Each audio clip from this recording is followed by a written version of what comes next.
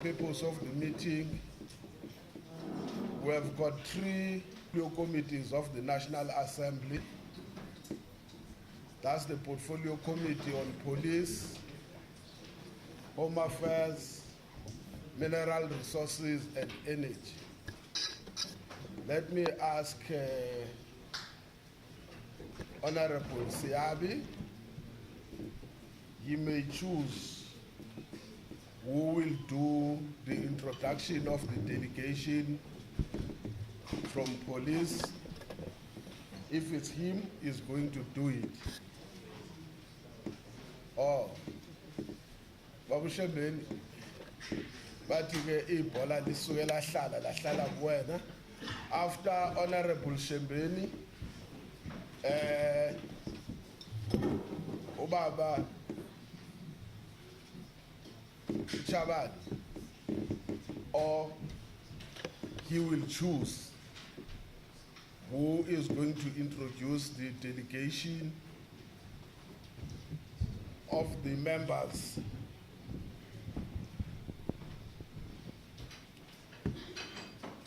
The problem now, some people, their handwriting is like a doctor. You may find it difficult to understand the prescription, but I assume it's Honorable Kanyile, yes, the choice again from Mineral Resources and Energy. Honorable Mashaule will do so. I'm not sure whether we do have a roving mic. If it doesn't, you will be honorable coming to the stage, Honorable Shebeni and Honorable Kanyile.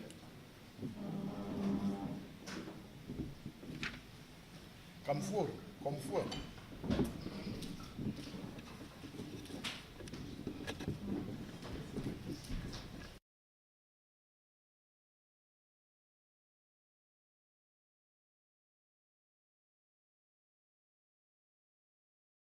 I'm Honorable Shembeni, member of the Portfolio Committee on Police in Parliament. With me here, I've got Honorable Marek from the Police Committee. We've got Honorable Moss from the Police Committee. We've got Honorable Peacock from the Police Committee, and the Honorable Whip, Honorable Siabi. I think that's all. Thank you very much.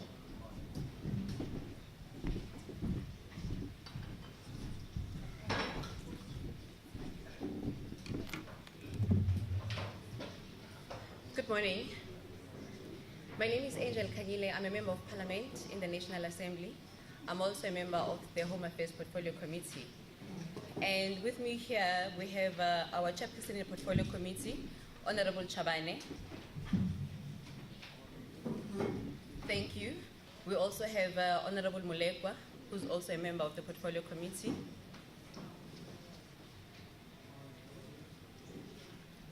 And we also have Honorable Rose.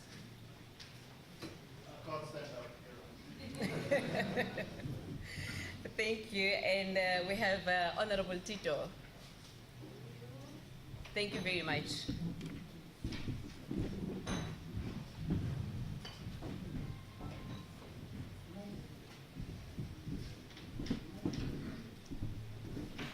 Good morning, everybody.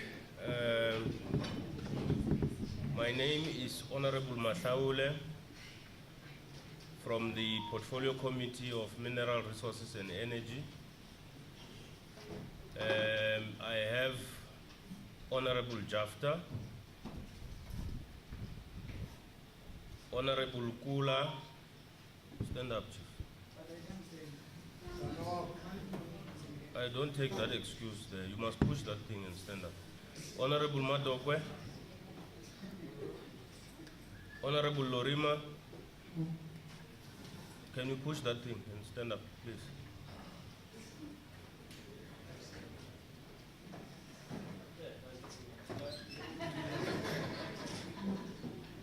Honorable Bilankulu, Honorable Malinga, Honorable Volmarans, and finally, Honorable Lucy Paul, the chairperson of the Portfolio Committee. Thank you very much. So I can't sit down again and then stand up. Let me just stand up. Those, when we're introducing Honorable Madoka, please understand it's horizontally challenged. So don't think that she was sitting down, she was standing. So that is a challenge. Good people who are here as the three committees of the National Assembly. I know sometimes people have a confusion. Parliament is constituted by two houses, which is the National Assembly and the National Council of Provinces. The National Assembly is led by the Speaker, Madam Speaker. The National Council of Provinces is led by the chairperson. In this case is a he.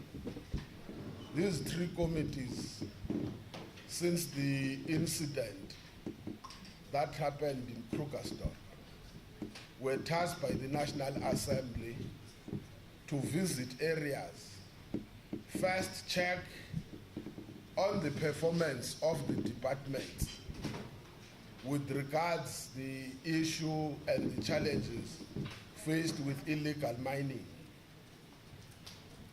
But not just illegal mining, but the social crimes that goes with illegal mining. It could be murders, it could be rapes, it could be robberies, quite a number of those. And to what extent are agencies of the state, including officials of departments, are tackling that challenge? I must say that since we started, we have seen some degree of action. I'm sure you will be able to share with us here in the Northwest. We have traveled almost 4 provinces, and this is the last province. All provinces that we categorize as hotspots on illegal mining, specifically social crimes. And Northwest is the last one. But let's apologize that we can't make almost every corner. We know there will be questions why you went there, you didn't go to this area. We so wish. But unfortunately, material conditions don't allow that we can go everywhere. Gauteng, we have done it almost 3 times because of the extent of the problem in Gauteng. Mpumalanga, we have done it. Limpopo, yes, it's Limpopo, it's Mpumalanga, it's Gauteng, it's Free State, Velcom, and we are in Northwest. So we just came then to listen. First, let's request, I know sometimes parliamentary protocols are too complex to understand. We will then give the 3 departments. We don't want, we have received the presentation in total. That's what we started with first. We have received the presentation in total. Here today, we just need to what extent is the problem of illegal mining, especially social crimes, and what interventions that are being made with regards to Northwest. Tomorrow we'll be doing Rustenburg. We won't be doing that in Rustenburg. In Rustenburg, we will only be told where we are going, a profile of the area where you are going. Here, they will do two, is to give us a broader picture of the fight and then give us the area where we will be going. Please bear with us. We are made aware that there are members of the community and members of the community policing forums. We will do the first session, which will be done by members of parliament who will be allowed to then ask questions, seek clarities. When we are done, that's what I'm informed, we will then go to the community, give them an opportunity to tell us what is their experience here or generally even in the every area of Northwest. We won't give them an opportunity to respond because we are doing what we are collecting information. Feel free when that session comes to you. If you have a problem with police are not doing enough, tell us. If you have a problem with the MRE, they are not doing enough, tell us. If you have a problem with Home Affairs, they are not doing enough, tell us. Unfortunately, the only people that we realized as we're doing our work that we should have included was the Committee on Justice and Correctional Services. Because in other areas, the complaint is about the prosecution as well as judgments and sentencing. So we will allow the community on the second session of that meeting, which will be chaired by Honorable Siabi. I think that is all I can say. Now, from police service, DMRE, Home Affairs, we hope you will give us your integrated presentation. And if it's gonna be PowerPoint, unfortunately, I haven't seen any documentation. We will request ourselves who are sitting this side to sit that side so that we can look at the bioscope. Okay. I don't know, but let me request anyone who is leading on the presentation that we get an introduction at least of the top, I don't want to say management, that is responsible to account to the committees that are here today. Okay.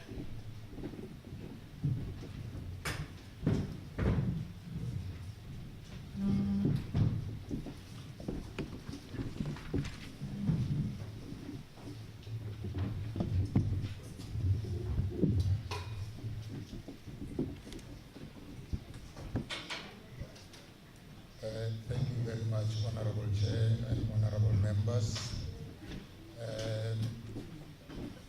I am the Deputy Provincial Commissioner responsible for policing in the Northwest, Major General Asane. I also have the Deputy Provincial Commissioner responsible for detectives, Major General Molefe. If you can just rise. Thank you, General. I also have honorable members, the District Commissioner of Dr. KK District where we are, Major General Pretorius. Also the Provincial Head of Crime Intelligence in the Northwest, Major General Chalen is here. Amongst the group from policing, I also have relevant provincial heads, the provincial heads for Directorate for Priority Crime Investigation, DPCI, Brigadier Flynn and Malima. I also have Brigadier Khorani for organized crime investigation, right at the back. Brigadier Ngwenya and Ramangwa are from our national office. They have been moving around with the honorable members. They are here in our midst today. They are seated there.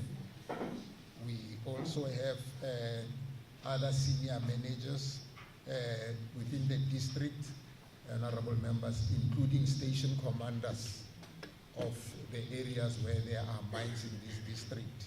That is Brigadier Simo for Klerksdorp, Colonel Selebe for Joburg Police Station, Colonel Sebedi for Steelfontein, where we are, honorable members, Lieutenant Colonel Landman for Orkney Police Station, Lieutenant Colonel Selehelo for Kuma, Colonel Selehelo for Kanana, and lastly, Lieutenant Colonel Mbato for Haartebeesfontein. I saw in the Secretariat Honorable Member it was written as Steelfontein, as well as Haartebeesfontein. So those are the delegates.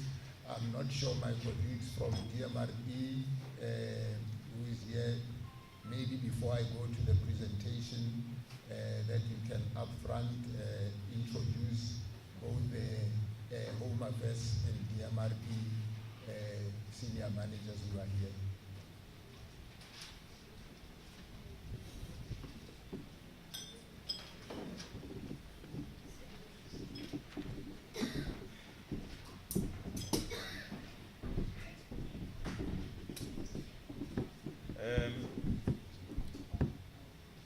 Good morning. Greetings to the chairperson of the 3 portfolio committees, honorable members, senior bureaucrats in state departments. My name is Shadrach Nkuna. I'm the Director Criminal Enforcement at the Department of Minerals and Energy. With me, it's the Regional Manager for Northwest, Mr. Netwazi.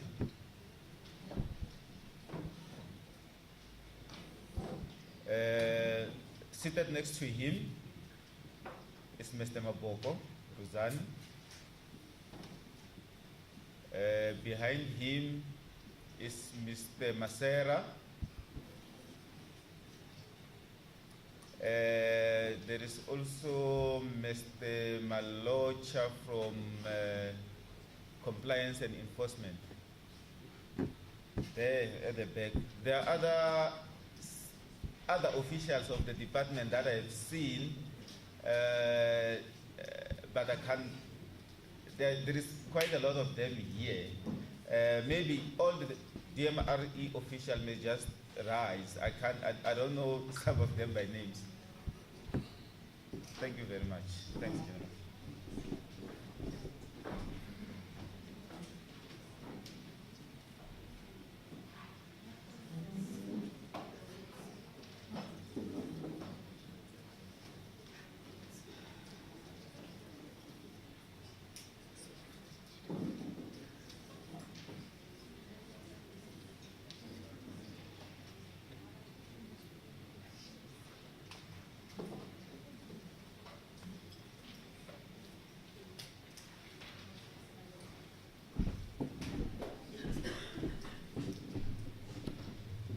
Leadership. My name is Eunice Mhlanga. I'm the Provincial Manager of Home Affairs in Northwest Province. And I'm here with my team, Acting Director from Home Affairs National Office, Inspectorate, Mr. Job Jackson. I'm also here with the District Head, Ms. Ellen Donzo.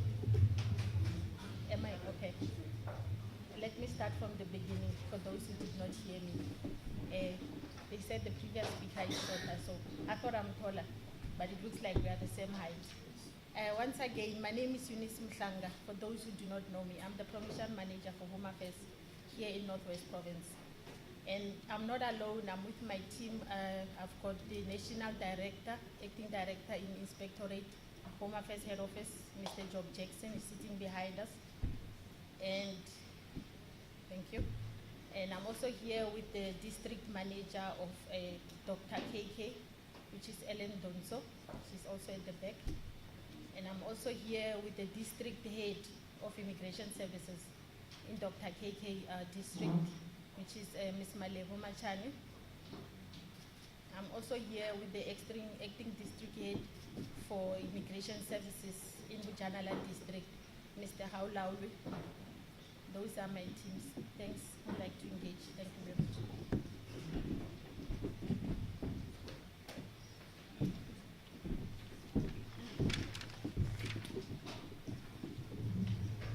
Thank you very much, colleagues, honorable members. I will, without any waste of time, do the joint presentation as reflected on the screen. This is an integrated presentation. The coordinating structure is our National Joint Operational and Intelligence, which is colloquially referred to as the NET joints, of which the Northwest, through the Provincial Joint Intelligence and Operations, execute the directive of the NET joints. This presentation, it will, or seeks to give honorable members a background of the situation in the Northwest related to mining in general and illicit mining specifically. As the Honorable Chair has said, we will also in the presentation cover the extent of illicit mining in the province, the scope and impact that has in the province and to governance in general. Very briefly, I will touch on the analysis that has been done from the joint perspective in terms of the modus operandi of illicit miners, and then also the actionable information that we have gathered, including the hotspots for illicit mining in the province, and the feedback operationally in terms of our arrest seizures, which are continuing, and then the case management. This, Chair, is quite a voluminous presentation. With your permission, Chair, so that I stop turning around, I will try to remove this.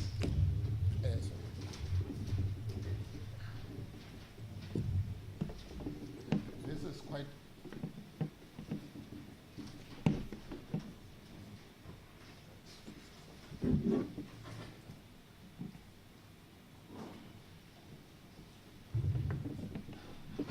Thank you very much. Chair, this is quite a lengthy, voluminous operation, but we wanted to apprise the honorable committees of the situation in the province, but also in the country, insofar as illicit mining. Like you pointed out, Chair, as provinces, we normally converge at national, especially the provinces that are affected, that the Chair has alluded to, including our counterparts, Chair, because we share the border with the Free State, especially insofar as illicit mining challenges are concerned. Just here, not far, it's Steelfontein, it's not a Free State. Now we are saying illegal mining, it remains a huge challenge, particularly for the mining industry in South Africa, including the Northwest. Here, our analysis show that both mines that are operational as well as those that are inoperable or closed are affected by this scourge of illicit mining. We have done analysis that says this criminal enterprise is continuously growing. They operate right through out the year. They even have their shift systems and they work weekend holidays and so on. And the syndicates are involved, which often act aggressively in order to maintain their terrain and their territories. We have discovered cases of, particularly in operational mines, where employees sometimes are confronted and intimidated by heavily armed illegal miners groups, and this causes a security challenge. The socio-economic challenge we have realized. Yeah.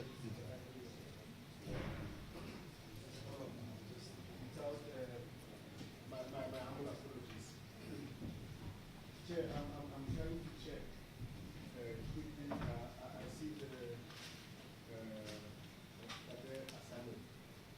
Yeah, is doing the presentation, and obviously it's retained confidential and not for distribution. But I would like to have a copy. And I would like the members of parliament to have copies. So that we do, as we have been doing in the other provinces, we have been having copies.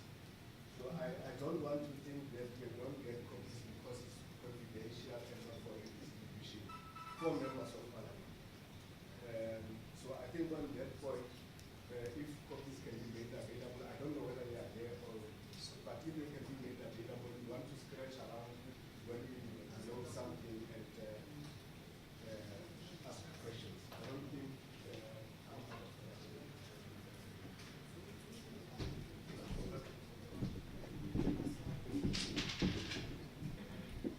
no, we are next to a court. So which means we not out of form. I asked Ayanda and the staff to include the copies. So we do once we are concluded. But once I'm here, I didn't want to disturb you. Can we try, because the venue is very small and we are very close to each other. We can't say don't whisper. But those who know that when they are whispering, their voices like that in the home, just try and whisper closer, very close to the ear, so that we don't hear you more than the GPC. Thank you very much. Thank you very much, Honorable Chair. I will continue, Honorable Member. As I said, we have done extensive and we continuously through the three legs of intelligence, both crime intelligence, SSA, and military intelligence. When we meet in the joint, do an analysis, and it has been revealed that in the main, this problem of illicit mining is perpetrated by people from Lesotho, to a certain extent Mozambique, Zimbabwe. With the recent operation, we even see some individuals from Eswatini. So now, the challenge with these people is that they are also undocumented, and that's where also Home Affairs comes into the picture, because they are undocumented and they also bring with them a serious challenge of proliferation of illegal firearms, explosives, particularly from Zimbabwe, which are used in the conducting of this mining. Now, the other thing that we have noticed, honorable members, and that we have, is that where particularly mines are no longer operating and they are not properly regulated or guarded properly, that's where it becomes a hotspot for illegal miners, and they continue to do that illegal mining, but also engage in other serious and violent crimes. This illegal mining activity, it's also causing what are regarded as unregulated smelters and refineries.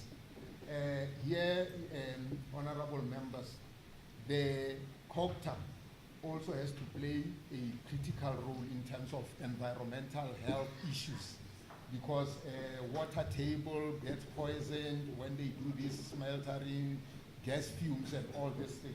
So it is also one of the recommendations that we can bring to this thing, that in the next time we should not leave, because some of these also miners are handed over to local government authorities after rehabilitation. So we have seen that these miners, they have their own terms and contraband that they use. They are using what they are called the pendukas, these buckets that they to refine, as well as what they call the James table is commonly used. As I have indicated, the underground water table, rivers, and ecosystem also is affected during this illegal mining activity. So we did quite a extensive background situation or analysis.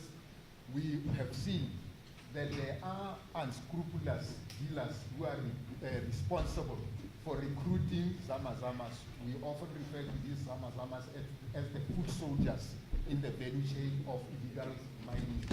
And then, as I've already indicated, the countries that are there are hotspots for such activities.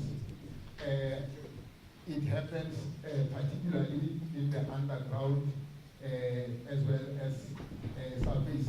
In those mines that are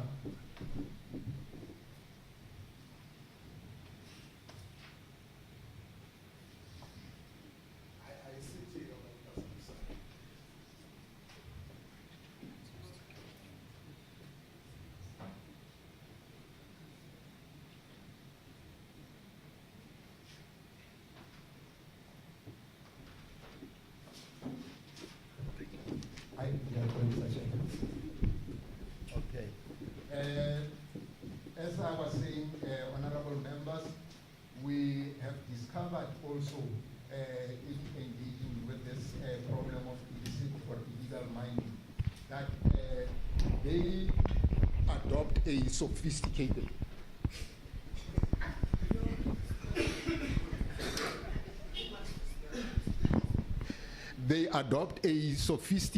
well-organized structure, chairs.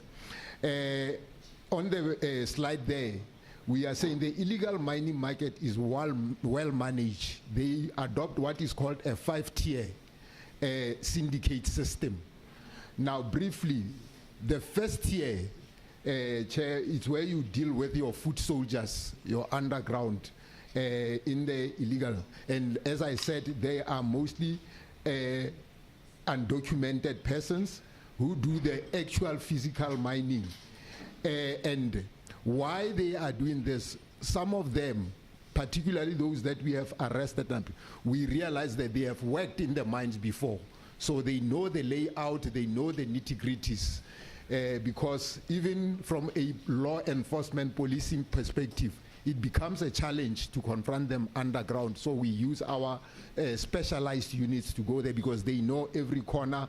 They can enter here and surface in the Free State. That's how sophisticated it is.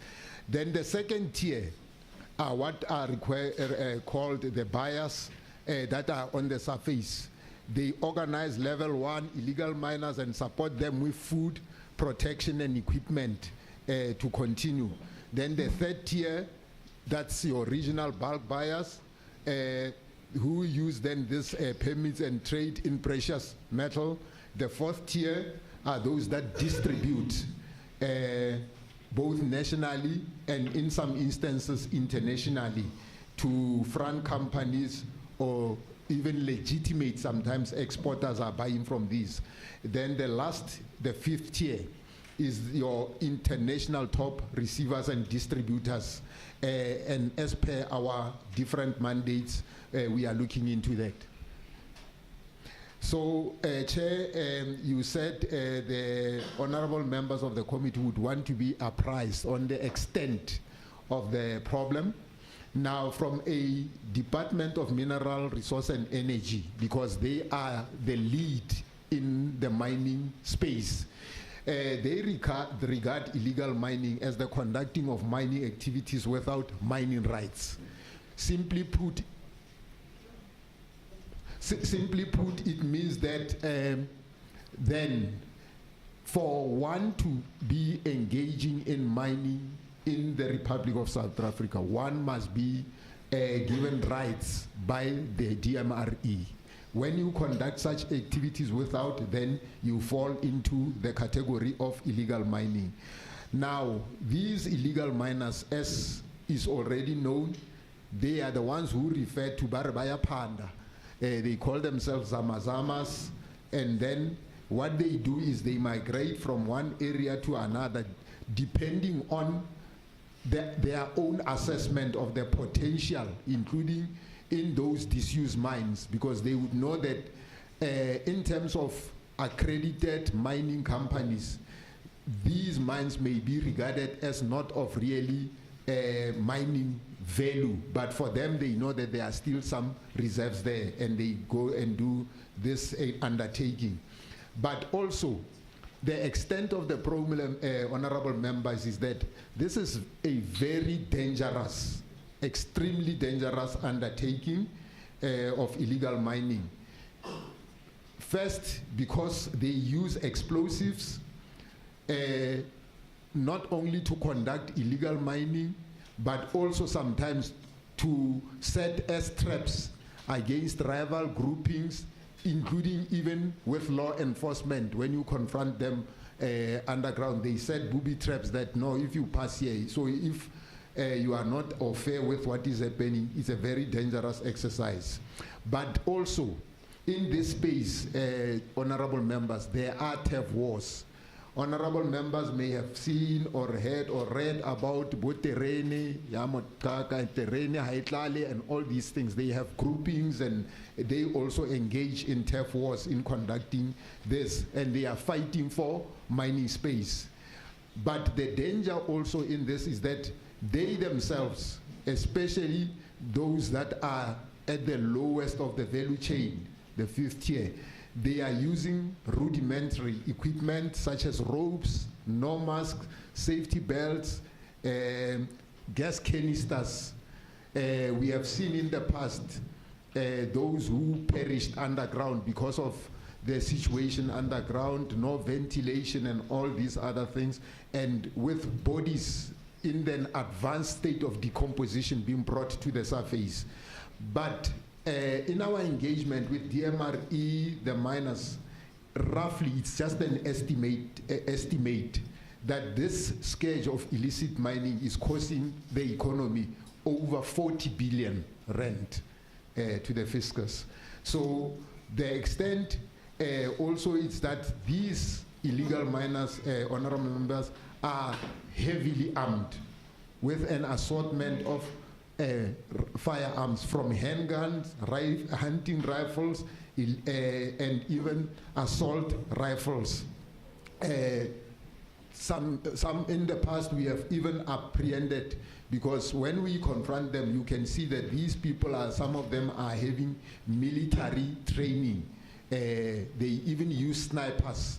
When you are advanced to these affected areas, they will always have those that are on the lookout and whatever as snipers, but also in fighting between rival gangs.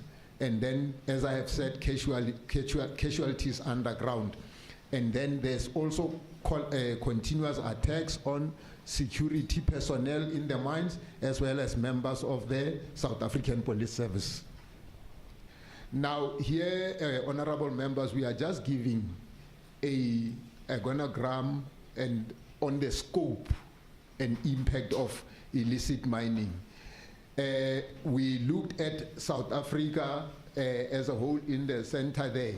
Now, honorable members, as I've said, this illicit mining, it also causes crimes in the customs and tax related space, because if you are an illegal miner, it means you are not contributing to the fiscus. But also in that space, we are dealing with issues of human trafficking, because some of these people are recruited, like Honorable Chair, you were saying about Klerksdorp, you even find young children being recruited to come and work in this environment. Money laundering issues, we are looking into that, including the illegal mining being used to finance some other unrelated and criminal activities. We are looking into that.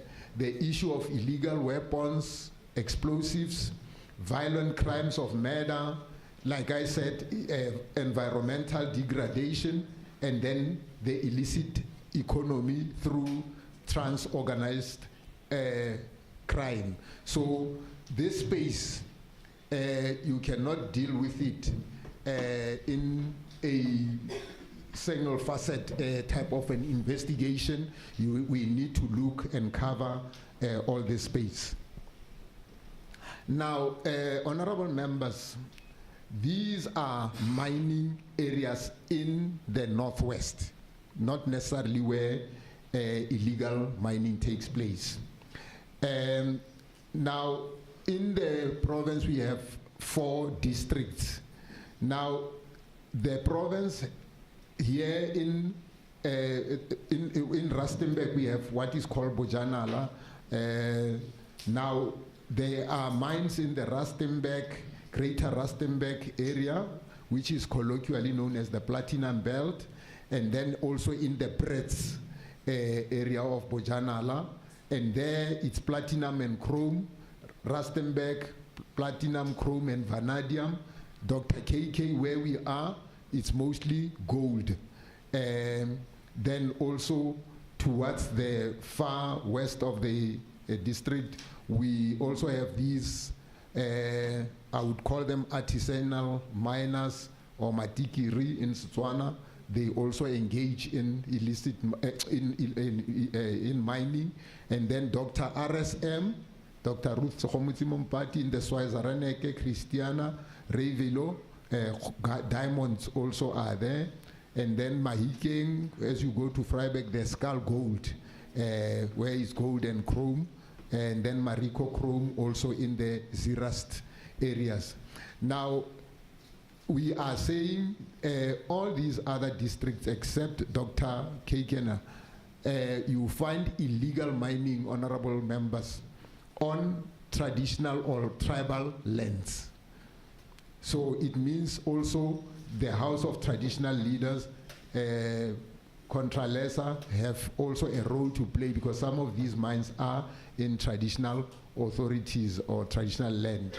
The hotspots identified, as I have indicated, are part of what we refer to as the illicit economy, because illegal mining poses a serious threat to economic development.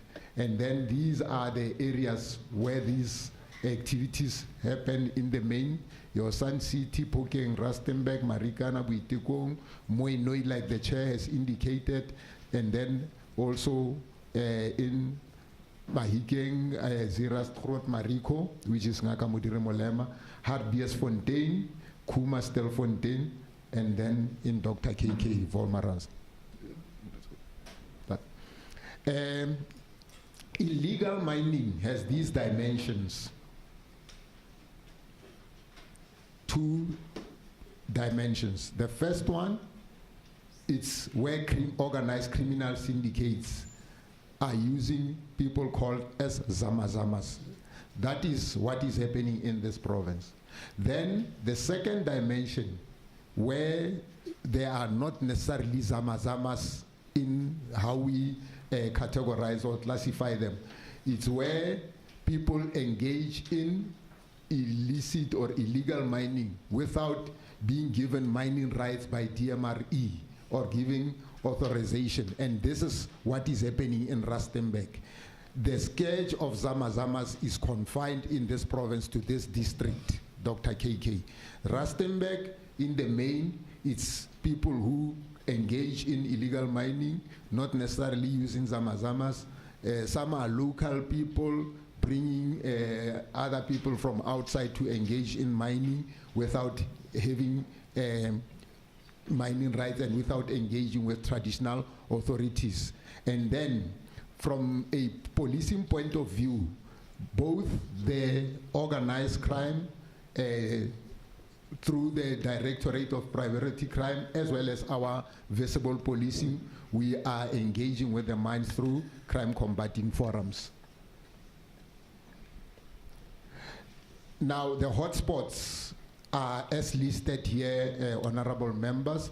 As I said, we will see this is what is happening where we are today. These are some of the shafts where from time to time we encounter incidents of illegal mining. And then Bojanala, where we will be tomorrow, these are the identified affected mines from time to time. Now, honorable members, we are, as the Northwest, as I've indicated, dealing with this problem, this scourge of illicit mining, through the following intervention. The first intervention, which involves the South African Police Service with all its units, is the intervention of the National Crime Combating Instruction, what is referred to as the overarching crime combating strategy, which I will explain.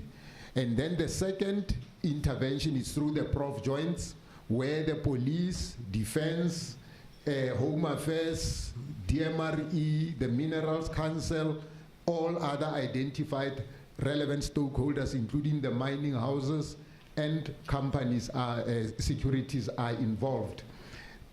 Through the prof joints, we have what is called the ICC on illicit mining. This is the forum of the three arms of intelligence: state security, crime intelligence, military intelligence, so that we gather as much intelligence on this sketch. And then in the district, Dr. KK Bojanala, where we have what are called mine crime combating forums. And then lastly, we have the priority committee on non-ferrous metals. Now, the first intervention that I've mentioned, the NCCF strategy, this is how it is conducted from what we call an operational command center, and we propagate from what we call crime combating teams in identified hotspots. These crime combating teams planned operations based on intelligence, they coordinate, and then they execute those operations. We follow the National Crime Combating Forum, the provincial, the net joints and prof joint structures. The overall command and control is through the provincial and district command centers. Next. Now, further to the NCCF, as I've indicated, this scourge, we are dealing with it through what we call the geographical approach, where we use disruptive operations mainly by members. For example, information comes that there is these people who are senior, and we immediately act to do what we call disruptive operation, and then we follow what is also called the OCTA process, organized crime threat analysis process. So here, now, that's where we deal with those levels that I have explained. Now, this approach is based on the tried and tested method of integrating all our operational processes, resources, competencies, capabilities, and intelligence from within SAPS, so that we deal with this in a holistic manner. We determine the hotspots, we activate tech jobs, and then most importantly, we follow what is called the 5 pillars approach. And these are the pillars that we follow when we deal with this thing. We allow our intelligence to gather, collate, analyze, and coordinate intelligence, which must be actioned. And then, depending on the intelligence, we do what is called the proactive combat approach, the proactive approach, the combat reactive through detection approach, and communication. In the presentation, I will just briefly indicate there.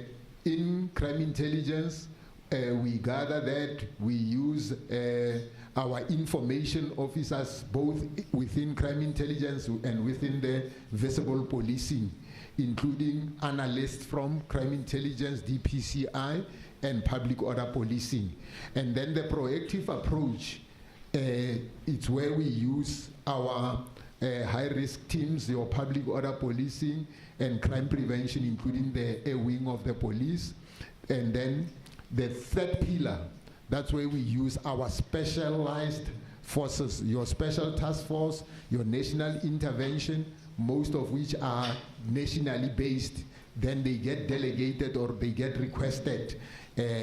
We have tactical response teams in the province. Our K9 and air wings are provincially based. And then the reactive detection, including organized crime, that's where our DPCI, our organized crime and detectives and forensic services are utilized. And then the corporate communication. We also liaise with the communities, we liaise with the mines that are affected, traditional authorities, to try and create awareness. These are just those pillars, what they do. I will not go step by step. I have already explained what they are doing. The pillar 2, proactive approach, who is involved, what are the activities that are conducted. Pillar 3, the combat approach, what is it that we are doing, hot pursuit, airborne support, and all these things. We are using those technologies. And then here, that's where once we have made arrests successes, we activate this pillar so that then both intelligence, analysis, forensics, and we engage the National Prosecuting Authority to do what is called prosecutorial-led investigations. I've already spoken about this pillar. That's what we are doing. Now, the second intervention that I've spoken about is the joint approach.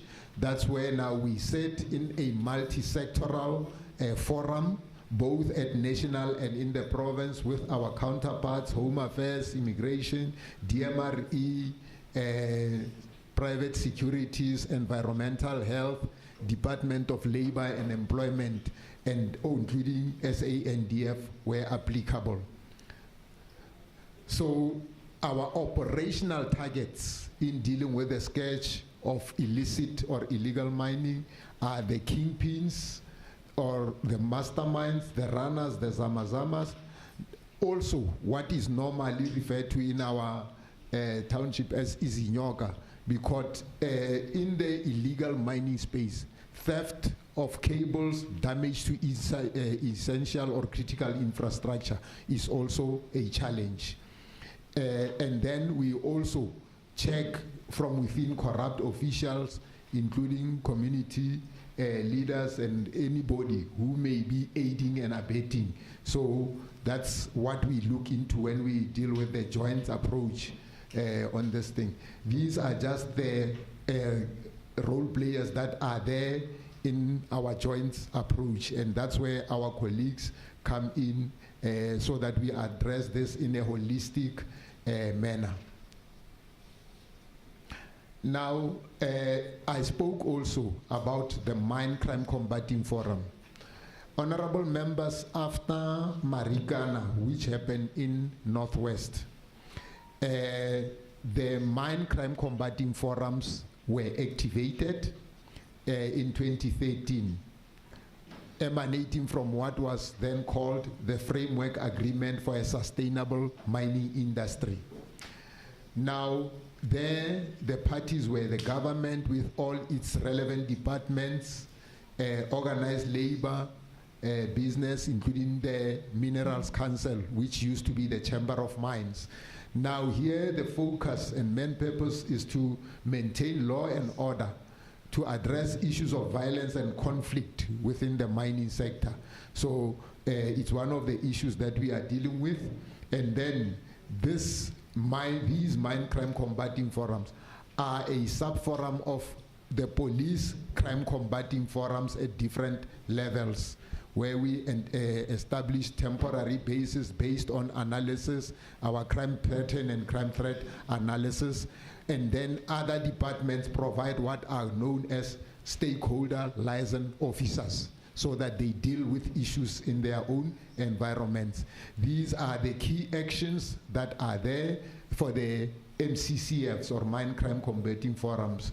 We even mobilize and engage communities through what is called in the SAPS Community Police Forum, or Community in Blue, so that they can also report. Because as I said, this is not just about illegal mining, it's about a whole host of other criminal activities, including damage to essential infrastructure. We are activating and using existing partnerships and programs. We have what is called the E2 project within SAPS. It's an agreement between the SAPS and Business Against Crime, the eyes and ears, where we also tap into the expertise and the pool that is there in the private security environment, because we have seen that the private security environment in the country is very vast, it's huge. So we also work with them, and we also advise DMRE mines on target hardening. Once a mine is closed, rehabilitation process, where are the gaps, where are the threats, and then deploy rapid reaction teams. Now, the receivers of illicit mining, as I've already indicated, we deal with them through the value chain as targets. We also engage in asset forfeiture and preservation orders, because we realize that some of these people are benefiting from proceeds of crime. Okay, let's continue, go to the next slide. This I've already spoken, you can skip this, you can skip. You have also spoken here about here. Now here, honorable members, we have already conducted 59 operations as of the beginning of this year. These are the number of compliance inspections that we have also done in our second-hand goods dealers environment, your scrap metal dealers, and then these are the things that we have done, and then the issues of the CPFs. Continue. Now, these are just the figures, numbers in terms of, but what is important is at the bottom of the slide. Total number of 232 people have since been arrested. The breakdown is 149 are from Lesotho, 48 Mozambicans, 17 Zimbabweans, and then 18 South Africans. You can just, this as Honorable Volm, the presentation will be made available. It's just some of the things that we have seized. So I will not go one-on-one about these things. I've already explained this, you can skip, move. Now, I spoke about both focusing locally, regionally, and internationally. It's just a schematic illustration. We have conducted these, what we call project-led investigations.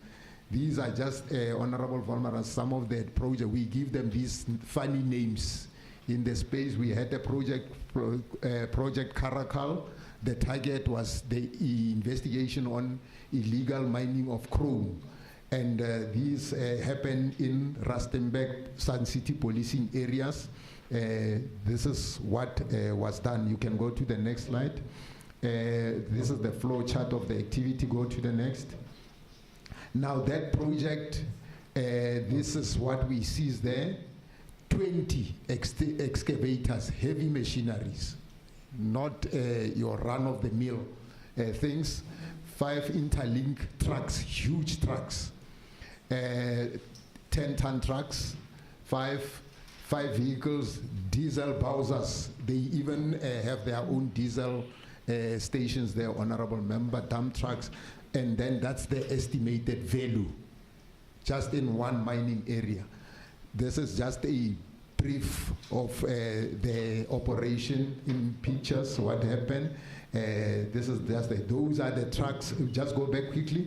These are the huge trucks that were seized and the arrests that are there. Next.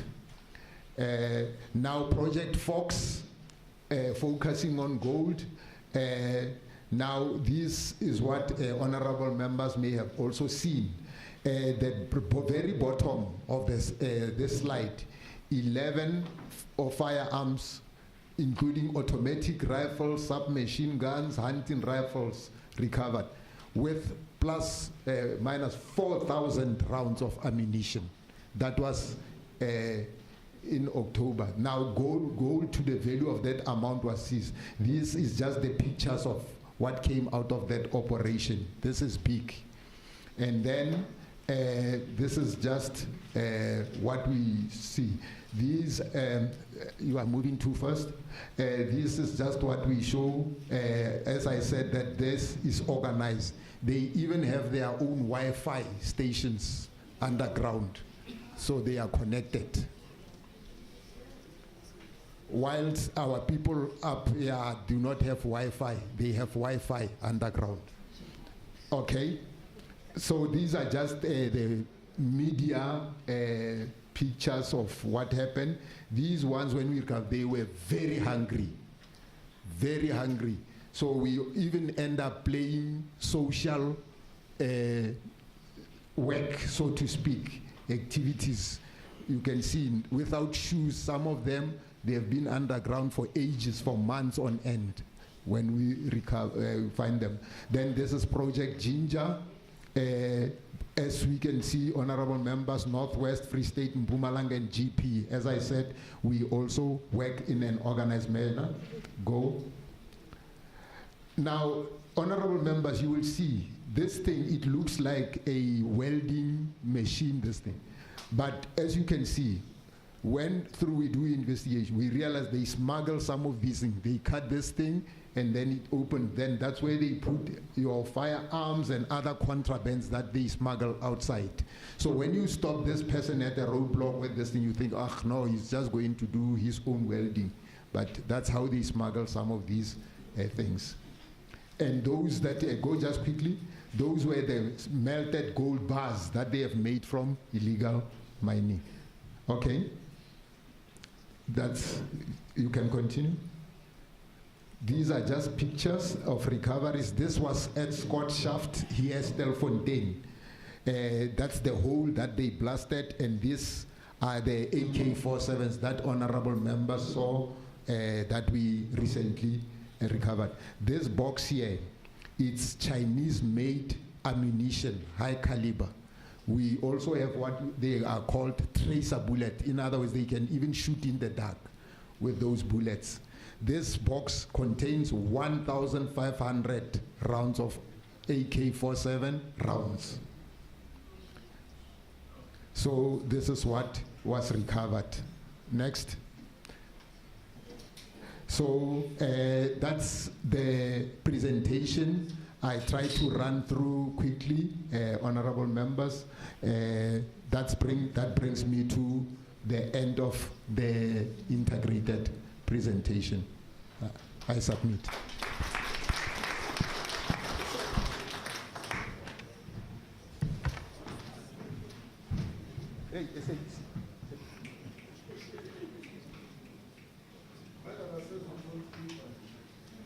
Chair?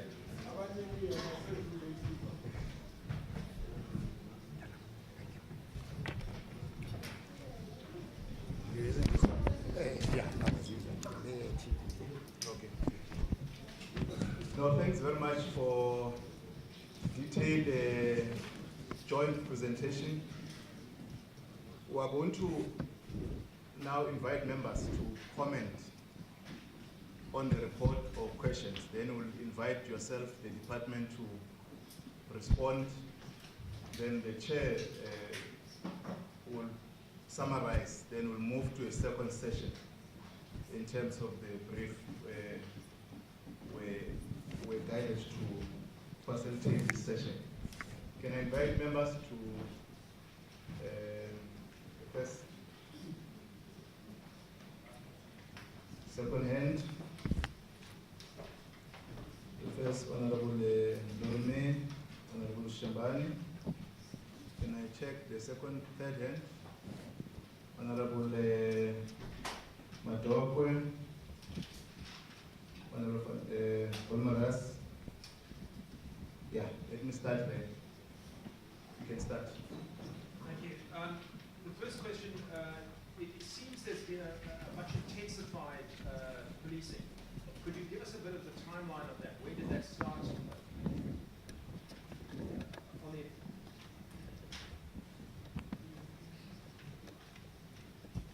intensified policing,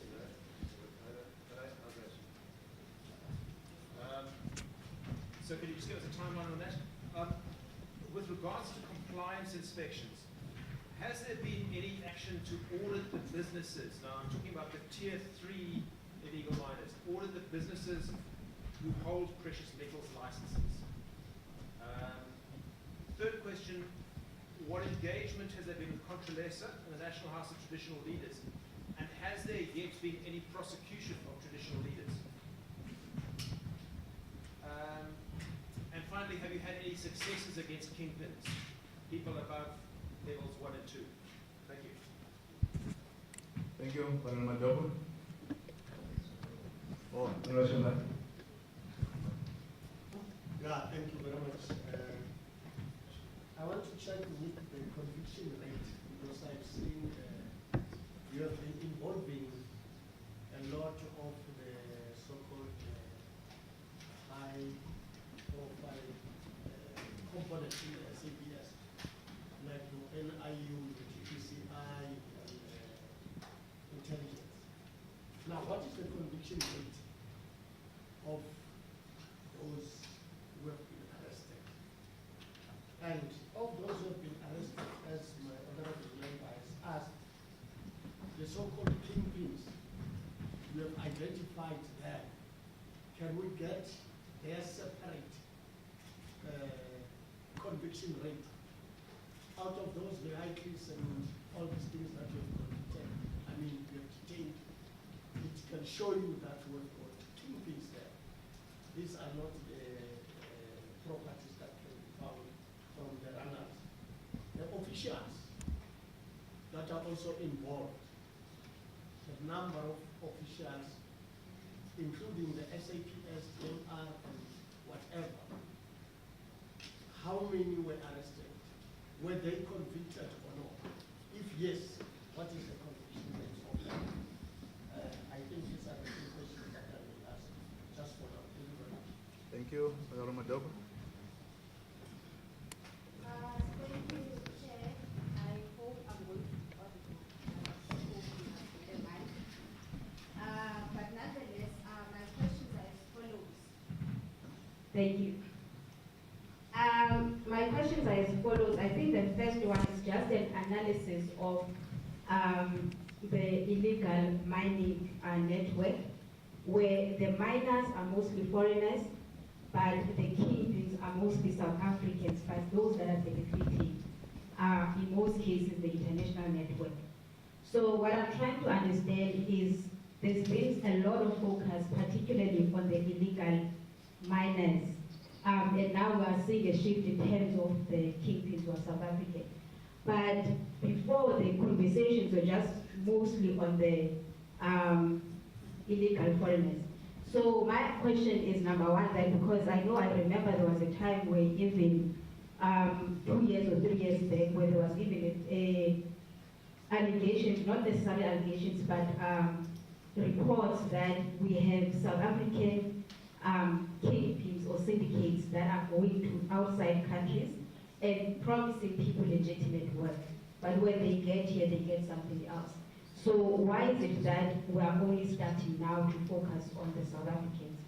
And secondly, I see that in your operational targets, we don't have what is speaking to the international network or the international targets. So I'm interested in who exactly is responsible for that area, because I think that according to your 5-tier system as well, that is the most problematic tier, and that is where we're not actually putting in the work itself. The second question that I have, it is on the equipment and also the arms that have been seized. And I just wanted to check that all of them that have been seized, are they still there, or are there any that have been released back?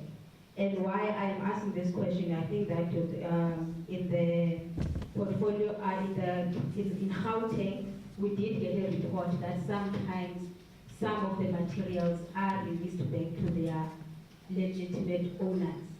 And I found that a bit baffling to a certain extent, because if I am hiring out, for instance, mining equipment, and I am not hiring out this mining equipment to a licensed mine, then obviously I am hiring out to an illegal miner. And therefore, should it not be that those that are even hiring out these equipment must be held accountable to a point that when we seize their equipment, they do not get them back. And then the third question that I have, it is on the NCCF operational approach, where we've had in a number of previous provinces that sometimes these operations are not fully seen through because the people or the criminals that you're trying to catch, they do get intelligence from your SAPS. So I'm trying to find out how prevalent is this issue here in Northwest in particular, and also what is being done by SAPS to identify, investigate, and punish these police people who are, number one, informing criminals and working with criminals. Secondly, SAPS who are told, or who are told by community members that they are in cahoots with these illegal miners and nothing gets done, even if they report. And then the third question, I think it is on the issue of the stakeholders that have been outlined. And I'm interested in what is the role of the SANDF particularly. Thank you very much.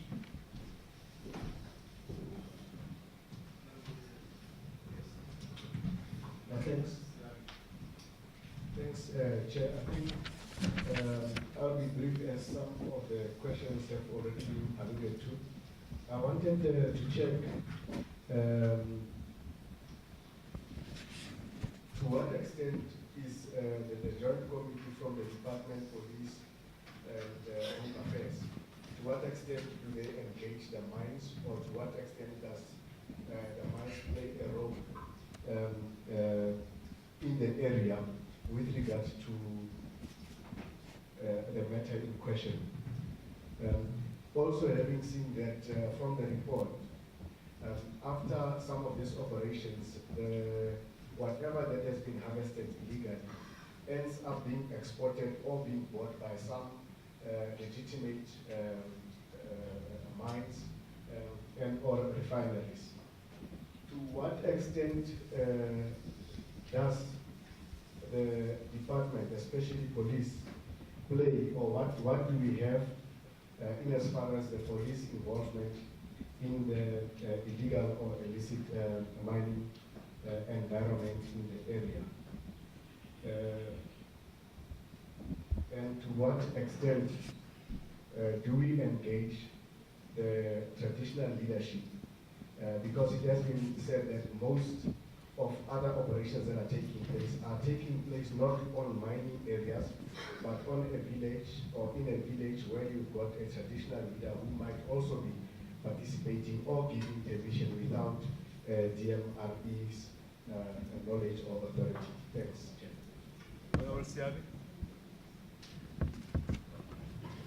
Thank you, Chair. Good morning once more to everybody. And just to check whether these illegal miners, are they not terrorizing communities? Are they not harbored by communities? Don't we experience things such as rape by these miners, killings of community members, and destruction of infrastructure? And what is the DMRE's plan with regards to these mines that are no longer functional? We call them derelict mines that are no longer functional, which are attracting these zamazamas. If possible, can you just give members a brief about that operation, which you said you arrested 20, I think it has raised the interest in the country. That's why you see all media houses are here today because it has raised interest. And what is the profile of those you have arrested? Are they South Africans, foreigners? What is their profile? And where are they now, as we're sitting here? Where are they? If you can just brief the committees about that. Thanks, Chair.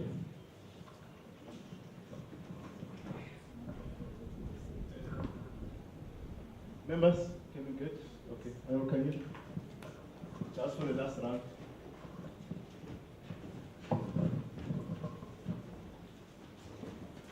Thank you so much, Chairperson. We appreciate the presentation that we have just received. I also have a few questions. The first question that I have, it is actually a follow-up on the question that was raised by Honorable Siabi on the issue of the communities that have been terrorized.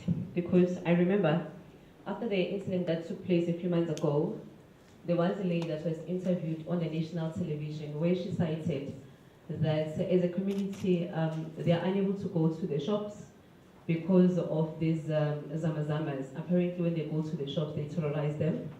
And after 5 o'clock, they can't even leave their homes.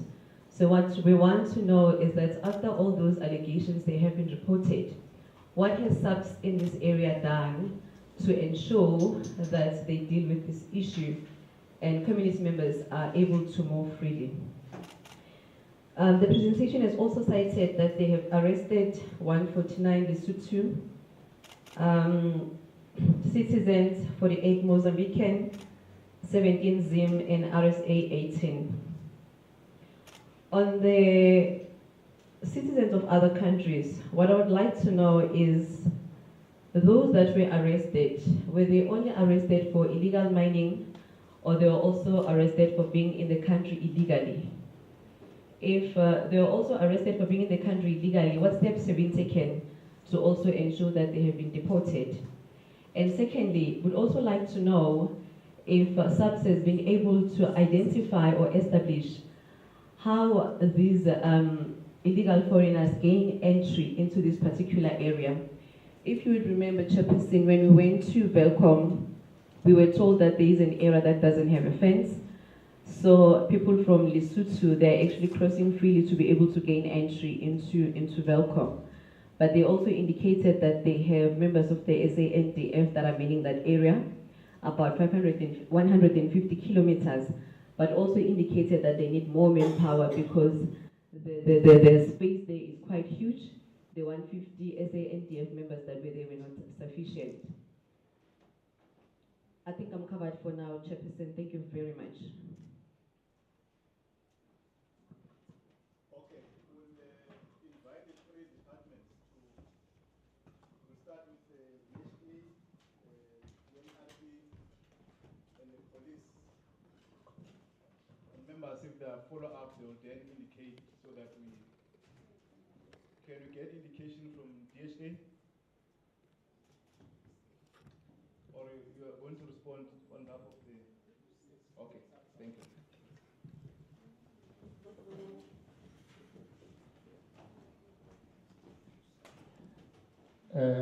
Thank you very much, Honorable Member. The timeline for interventions, unfortunately, Honorable Members, if we were to prepare a report dating back, it would be even bigger than 53 slides. We have been dealing with this scourge of illicit mining, particularly in this area, from as way back as 2011. 2011. What I need to bring to the attention of honorable members, sometime back in this district, mines that were regarded as not of a certain value were closed, previous companies left. And then many of the miners around this area were left destitute, even in hostels that were not owned by anybody in this area.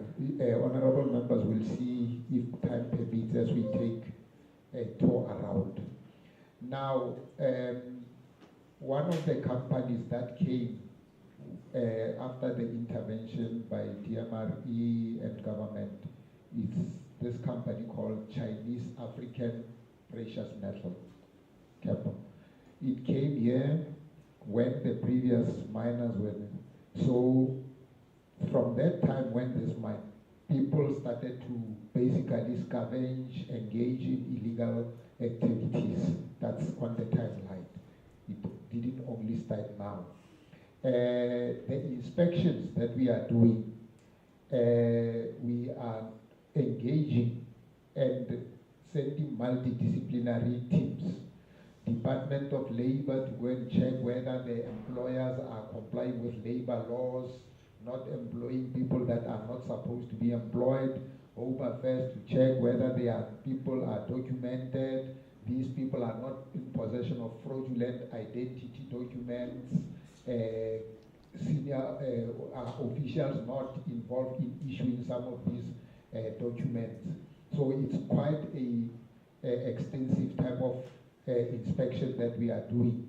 And then where criminalities or act of this thing, the relevant departments, in terms of their compliance, they issue fines, they issue notices where arrests have to be effected. They are affected. Engagement with contra lesser, honorable members, yes, we do. Last year, the provincial commissioner and the Thames addressed the Northwest House of Traditional Leaders, the whole house, including this year. We also presented the traditional policing concept to traditional leaders. It is not only on illicit mining in that space, but this issuing of residential sites, of allowing undocumented, because as honorable members would know, it is only when there are now reports of crime that we come in and we get called that no, these people are foreigners, they are running tuck shops, they are doing this and that. So we are engaging relevant stakeholders, including traditional leaders. The success on kingpins, some is there.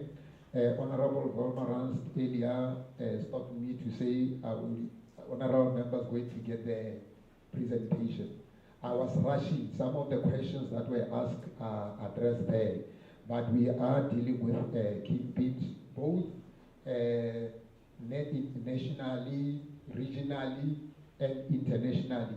Where international investigations are involved, the DPCI works with Interpol and with other regional structures to assist in this thing. As honorable members may have seen last week in Gauteng in Carltonville, where the kingpins were arrested and assets which are proceeds of crime were confiscated. Even in my presentation, there are some of the information that is given there on kingpins, including convictions that we have. But we follow what we call prosecutorial-led investigation, where we also do asset forfeiture proceedings. Because when we realize that these kingpins are benefiting from proceeds of crime, we also seize their assets. So it's quite an extensive investigation. Honorable Madobe, miners are foreigners. Yes, to a large extent, as the presentation has shown, mostly from Lesotho, and also to a certain extent Zimbabwe, Mozambique, and Eswatini.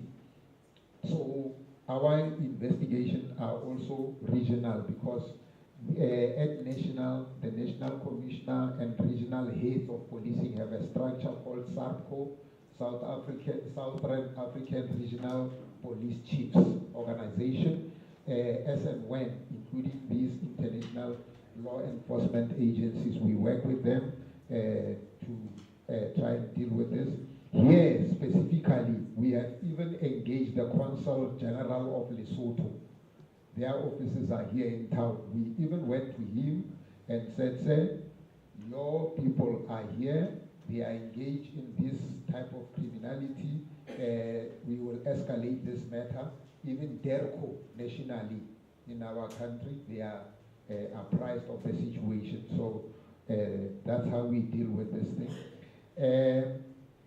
Honorable Madoko, we don't hand back to any criminal or perpetrators seized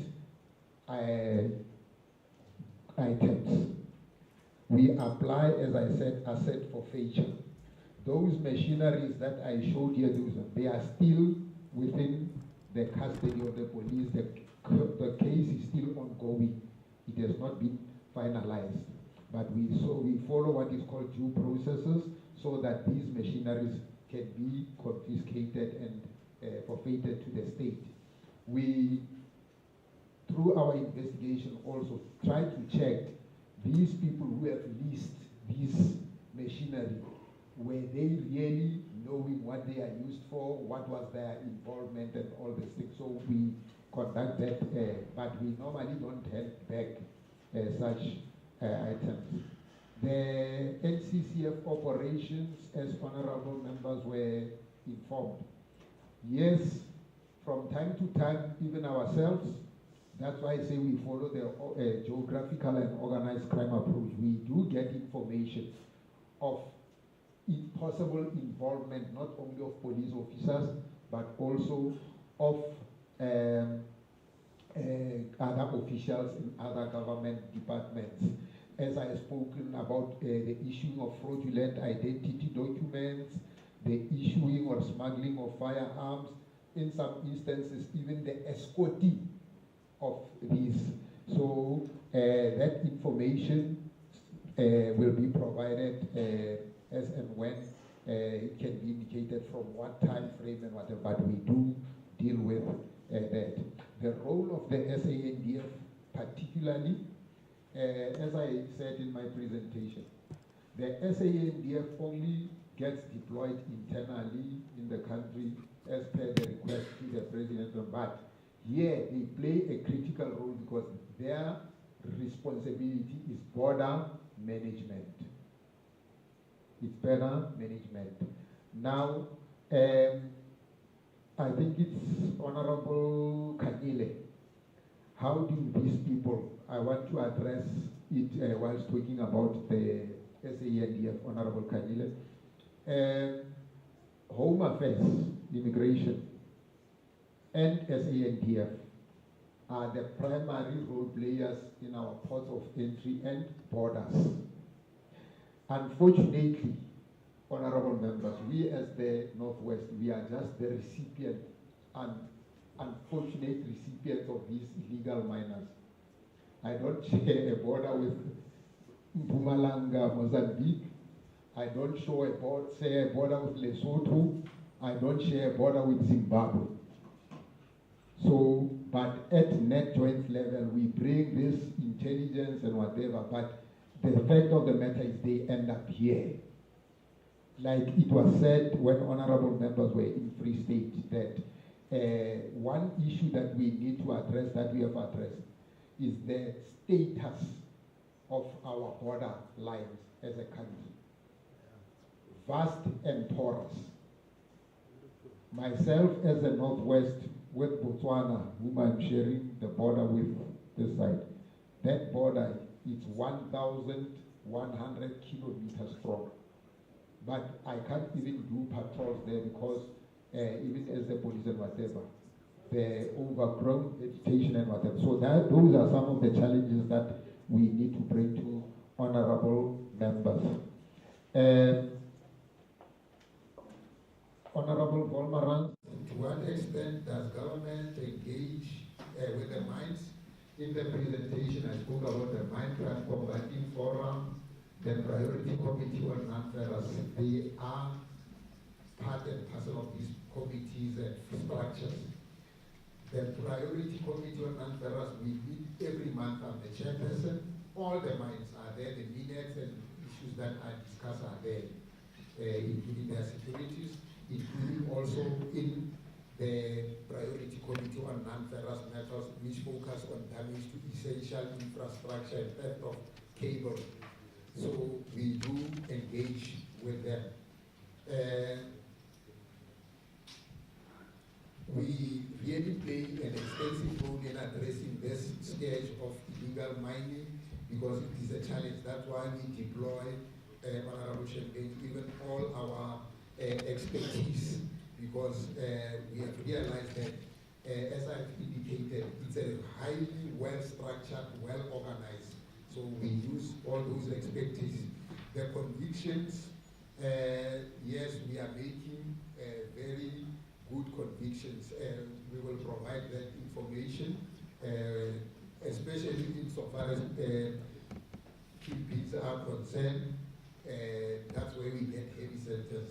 With Zamazamas like Honorable Seabi said and Honorable Kanile, when we deal with them, we are looking at all the spectrum of criminal activities. We don't just focus on illegal mining. The issue of illegal possession of firearms, the issue of human smuggling, and all these other issues, we address them in that space. So we look at a whole host, including as a staging arrangement. When we effect arrest and we profile and we realize, like this current case, Honorable Champagne, that I have shown those firearms and everything is there. In that 14, not 18, are from Lesotho. One Zimbabwe, one Eswatini. So it's in the presentation. It says that towards the end I was rushing, but those pictures, they have appeared in court where we accepted the court is just behind this building here. They have appeared in court and they are still remanded in custody because it's a lengthy kind of investigation. So now we engage Home Affairs when we conduct it. They come, they look at the documents in their possession, how they entered into the country, and all these other. Then we also include relevant charges in terms of our Immigration Act, where applicable. And then once they have served their sentences, Home Affairs gets notified, and then they kickstart the extradition and other processes as per their act, so that they are prohibited immigrants. I've said, how do they come here? Yes, they cross through our porous borders, and then they end up here, they are recruited. So, Chair, I'm not sure. I think I tried to answer all the questions. If I skip one, I will be advised. So, thank you, sir. Thank you. Can I check if Home Affairs they want to comment?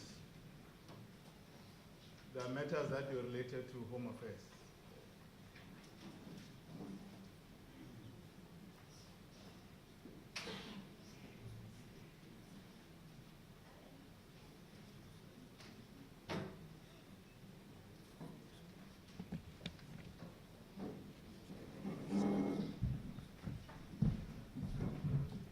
Thank you. Good morning, honorable members. Thank you. General has covered largely everything that we wanted to respond to, except to add the clarification on the issue of deportation process, because that one might have not come out clearly. But the rest, the general has covered the activities of Home Affairs. Now, once the court process has concluded, after the conviction of this illegal mining for contravention of illegal mining, then because they are illegal migrants, they have to be deported. Now, Northwest, because they are not sharing the borders with Lesotho, Mozambique, and Zimbabwe, then they will transfer these to Lidera, then Lidera they will facilitate their deportation anywhere else in the world. Thank you very much.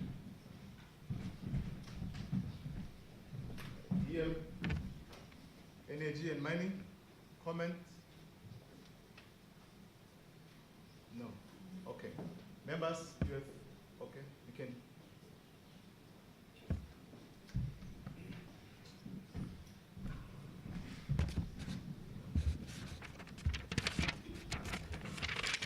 No, thanks, Chair. Greetings again to all the chairpersons of all the portfolio committees, members. I'm here to respond in respect of what is DMRE plans in respect to the mines that are no longer operating and attracting illegal miners that was posed by Honorable Sia. Maybe at the general level, it is the obligation of the mine that was operating to rehabilitate. To rehabilitate after the lifespan of a mine has come to an end. But in instances where there is no one who takes responsibility and it's posing a health hazard to people and animals that are found near that particular abandoned mine, the government or the Department of Minerals and Responsibility takes responsibility. And what we do, firstly, there is an assessment of the extent to which that particular mine might pose a risk to the people and the animals. So we rehabilitate. In respect of mines, the plan is to rehabilitate all the derelict and ownerless mines, subject of course to the availability of the budget. And those that pose higher risk are given priority by the department. It's been work in progress in the previous financial year. It's just that I don't have the stats with me. The department has covered a lot of ground in terms of that, but it's a work in progress and subject to the availability of budget, as I've indicated, as and when the money is available. It's substantial amount that is required to cover all the mines that are abandoned in the country. Billions of rands, just don't have the exact figure now. But the plan in a nutshell is to make sure that all the mines that are open should be closed in general. Thanks. Thank you, colleagues, for responses. Can I check the follow-up from members? No. Thank you very much, Lalo. I think we're done with the, okay, Honorable Kanyele?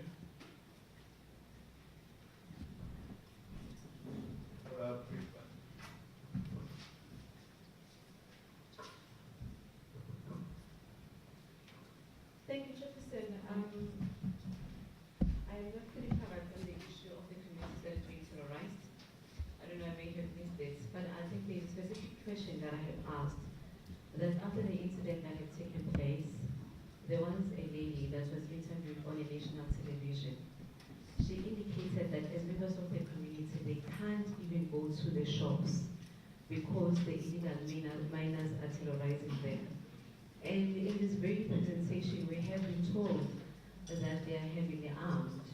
So what we want to know is that how after that issue has been raised, what has SAPS done to ensure that community members are able to move freely, especially women, that they're also able to go to the shops. I have not been covered when it comes to that. Thank you very much.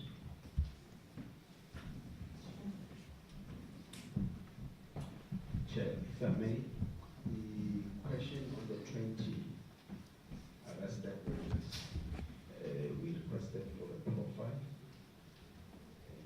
Maybe they can cover that also. Thanks.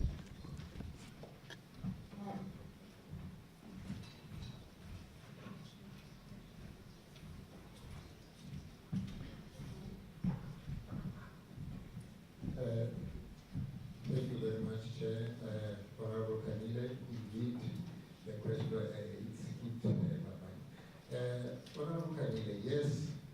there are instances where communities are vulnerable to acts of criminality by these citizens. It is not just about the harassment of. We have also investigated incidents or instances of thefts of livestock committed by these illegal miners, because as I indicated, they go underground for long periods, for months on end. So some would even steal livestock, slaughter, and take the meat underground and all these things. So yes, particularly in the communities where they reside, but through community police forum, we also, because some are even renting in the backyards of some members of the community. They would stay there, not being employed, and then they go out, conduct these illegal activities. As I've indicated, even in my presentation, some of these refineries and smelters are even within communities. So this issue, this last case, Honorable Member, that the Honorable Member asked for the profile. Out of the firearms that we seized, the hunting rifles that we seized, 5 of them, we are linking them to a housebreaking case on a farm lodge along the Balmarastad road here. And then 1 was also stolen in a housebreaking in a house in Klerksdorp in town. So yes, this, like I said in the presentation, in that we are looking at a whole host of this thing. The matter for this, as I said, it's still ongoing, but we know who they are. We are engaging with this thing in terms of the profiles. But in the main, this that we have arrested are your foot soldiers. But we are also focusing on the issue of kingpin. With your permission, Chair, I will just ask the Brigadier of the Hawks just to come and just elaborate on some of the issues of honorable members.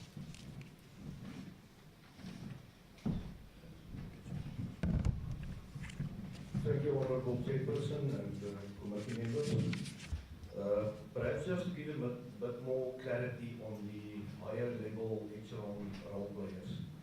Indeed, the DPCI is focusing in conjunction with the other departments, in conjunction with the other police departments, to deal specifically with the international buyers market. Because we must remember that precious metals and diamonds is not just a South African phenomenon. These type of problems occur across the globe. And as a result of that, we have embarked on a process in 2013 already to elevate the transnational trafficking in precious metals to the United Nations. So during 2019, we have even submitted a proposal for a resolution, and it was adopted in Vienna during May of 2019, with certain protocols where membership countries were requested to adapt to even ensure that we deal with specifically the money laundering part of this whole process, because we must remember that in terms of illegal mining activities, both here and abroad, it is 1, cash-driven, 2, there's well-established markets, and 3, precious metals and diamonds are readily available. So just to go, perhaps the lady at the presentation, if we can just go to Project Ginger, this is just some of the examples that we have given yourselves, so that you can get detail of what we are doing. Now, in terms of this matter, for instance, the kingpin, as we speak, is situated in the United States of America. It's a South African citizen. We are speaking here that the total investigation of the theft of gold, the dealing in gold, the subsequent laundering of that gold into the legitimate gold system, and the money laundering activities aggregate 1 billion rand. 1 billion rand. So we have embarked on a process to deal with the whole value chain holistically, so that we do not just deal with the level 1s and 2s, Chairperson, but also to elevate it up to the upper so that we can deal with all the levels effectively so. Thank you, Chairperson.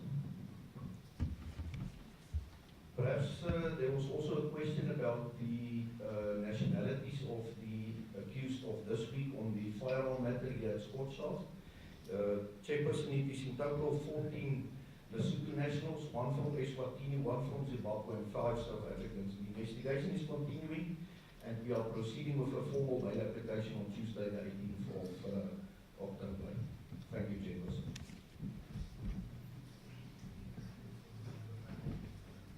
Thank you very much.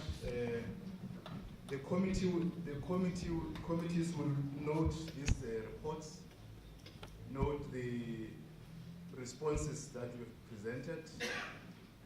We had thought that Home Affairs will also, in their response, give indication on the work of the Border Management Authority. I know that there's a structure established to respond to what you have been raising here. But we'll note that in our deliberation joint committees, we'll be able to touch base with those issues. Thanks very much for the detailed report and the interaction with the committee. I will invite the chair to summarize and perhaps give a way forward on how we're going to end this first session with yourself. Thank you very much. No, finally, figure this first session ended. Then we can go to the next session.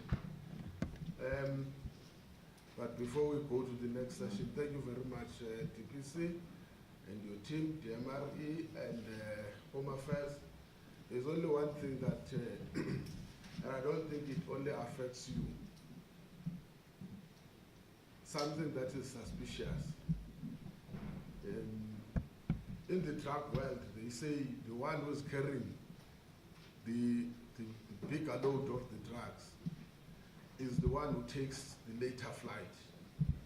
And the one who is the scapegoat is the one who will take the first flight. And then as they report, that one, when he arrives, the one who is carrying the real one is the one who passes through. I hope you don't have such a case. Because there's something that says as the kingpins are fighting over territory, they are beginning to be informers. And as you arrest some of those kingpins and celebrating, the other one is taking the territory of the one that has been arrested. So you are dealing with a moving target, very elusive. So once you appreciate, maybe we'll end up one day remaining with only one kingpin, but they might be helping with the information until with the last one. All what I would say,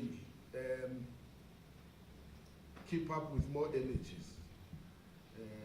Don't lose hope. I think for me, personally, because we've not discussed as the committee, we are beginning to see things happening. I'm not saying they have not been happening, but maybe now, as we are the three committees who are coming closer, we are beginning to see that things are happening, almost week by week. Without any further delays, can I give to the chairperson of this session? Now, the officials, starting with you, DPC, and your team, the MRE and your team, Home Affairs and your team, you will keep quiet and see what is being said. First, about crime itself, but also about yourselves. I know your ears, it won't be painful in your ears if they say all the right things about you. I just sympathize if everything we listen to. I'm sure by the time we go out here, you will be needing something to close your ears because they will be empty with the information. Honorable Siabe, can you come? I will come back when I'm told after this second session, where are we going or what are we doing? Thank you, Chair, and greetings once more.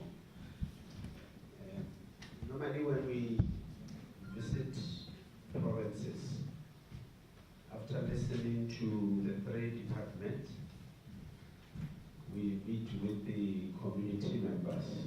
They might be representing any community structure, including community policy forums. I'm not sure whether we have community members in here. Do we? Or is only officials from departments?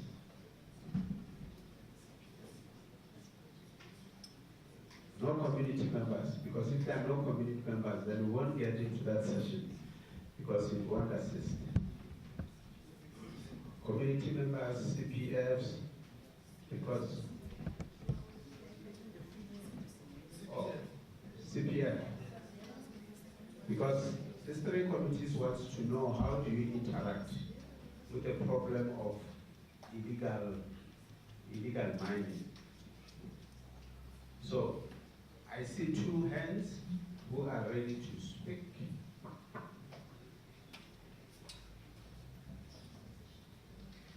Only two. Okay. You can come forward.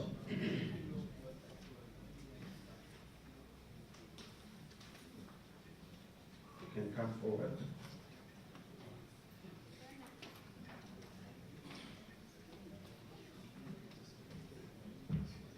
And say, like the chairperson said, chair this committee everything. If police gives you problems, they are part of the illegal miners, say so. If the officials from DMRE, they are assisting these illegal miners, say so. If there are mining houses that are illegal, but because they want to avoid taxes, they use illegal miners, say so. Anything that this problem affect your community. Yes. Thank you, honorable members, members of SAPS, CPF members. You will forgive me, and also you will help me because English is in one of the languages that is not my mother tongue. So, okay, thank you, Chairperson. Okay. I am the CPF chairperson of Kanana in Orkney. In our area, or in the Kosh area, we've got groups of these Zamazamas. And then these groups of Zamazamas, mostly those that are so dangerous, are from Lesotho.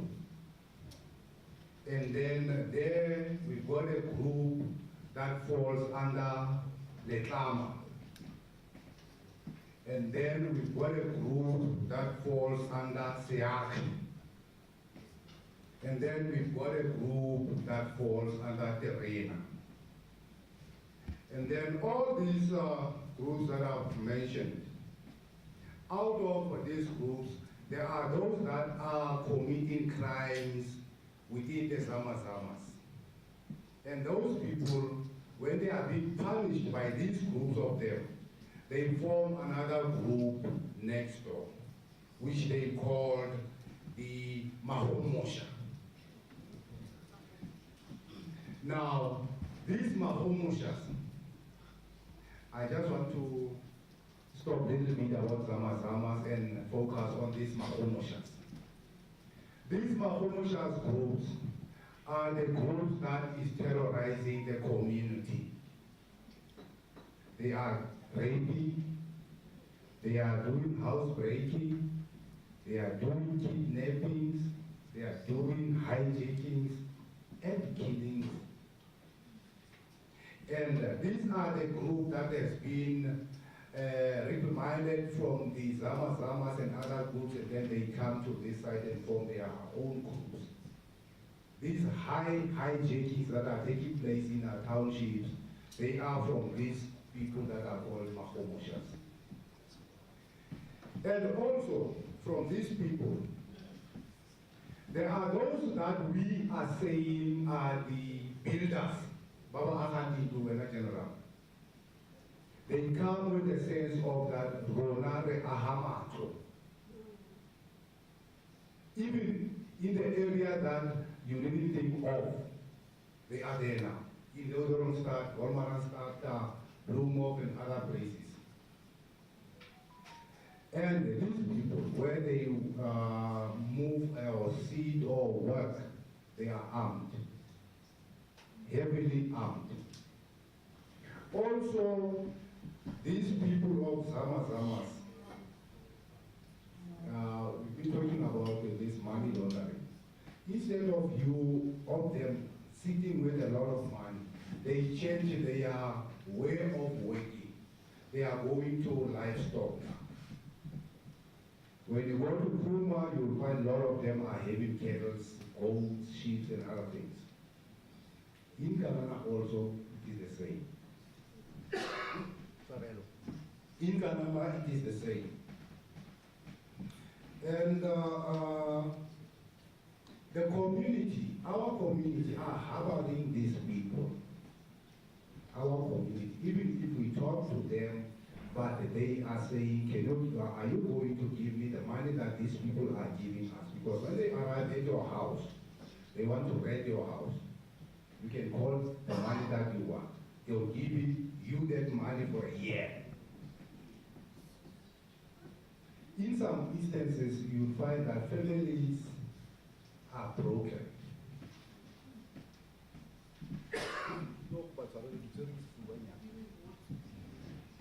In some instances, you'll find that families are broken. Because when they arrive there, they will show a lot of money to the women. And then this woman will leave their husband for this person. That is what is happening in Canada. It's happening also in Puma, in Klerksdorp, in other areas where there are some sounds. Families are broken, whereby you find even children tend to become now druggies or they eat drugs. And then, in our township, when you check the crime rate of gangsters, I'm not condoning this, but you must listen, honorable members. I'm not condoning it. In the township of Kanana, Kuma, where there were a lot of those gangsters that were in the township, the crime that was committed by the gangsters has subsided drastically because of our kids or children or gangsters are afraid of these people. Because these people are having now firearms, they are having only pangas and spades and other things. Then that crime that these guys are committing goes down because some of the gangsters also went as far as joining the Zamazamas and go to work underground. That is what happens in our area. So, instead of the other crime decreasing, the other one of Zamazamas goes up. Now they take the territory of the township community now is under threat. It's under fear. We cannot even walk or move anywhere or do anything because now they are the owners of the townships. Coming to the issue that the chairperson has said, in some instances, you'll find we, the community, are transporting the food of these people. We, the community, we are the transporters. In some instances, you find the police vehicles are transporting these people, and some police officers are colluding with these people. Some police officers are colluding with these people because they give money to those people. They are not afraid of coming with 500,000 and put it here and say, it's yours, do whatever you do. And police are doing their level best to try to decrease this thing. But we've got another department that has opened the doors. The Department of Justice. The Department of Justice. And that thing, that is one thing that makes the police corrupt, because the police are doing their level best arresting these people. But when they arrive at the court, they go scot-free. I've got cases that I can tell, but I'm not going to say here. It is between us and the station and the police management, whereby these people of Lesotho were arrested with illegal firearms and a lot of money in their possession. But those cases have been withdrawn. And these people are foreigners. What are you saying to the poor police officer that has been running up and down, putting his life in danger? What are you saying about it? So now, we are fighting a losing battle, because there is this door of the Justice Department that is not doing their job. That is also corrupt. We're saying South is corrupt, but we don't look at the other departments that are corrupt. Department of Home Affairs also is having a hand in this thing. I, as a chairperson one day, I was in operation with the South. We arrested a lot of these operators. They went as far as Roadhouse. There's a place in our area called Roadhouse. They leave South at the office doing the other job. They took the other group of members. They go to Roadhouse.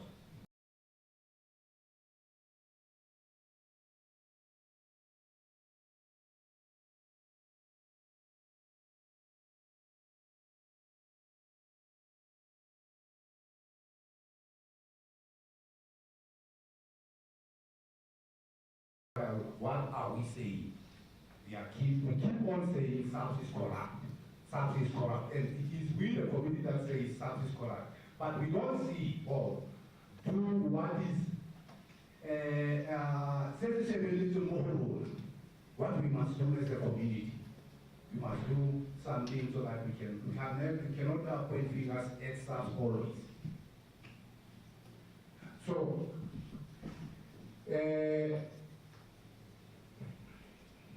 the buyers of this gold, I heard the brigadier said that there is this international but go to number 9 shaft, go to number 10 shaft. The mine managers, they are the owners of these zamazamas. The mine managers are the owners of these zamazamas. I'm saying this because people are sitting, there's a place in Kalana they call OPC.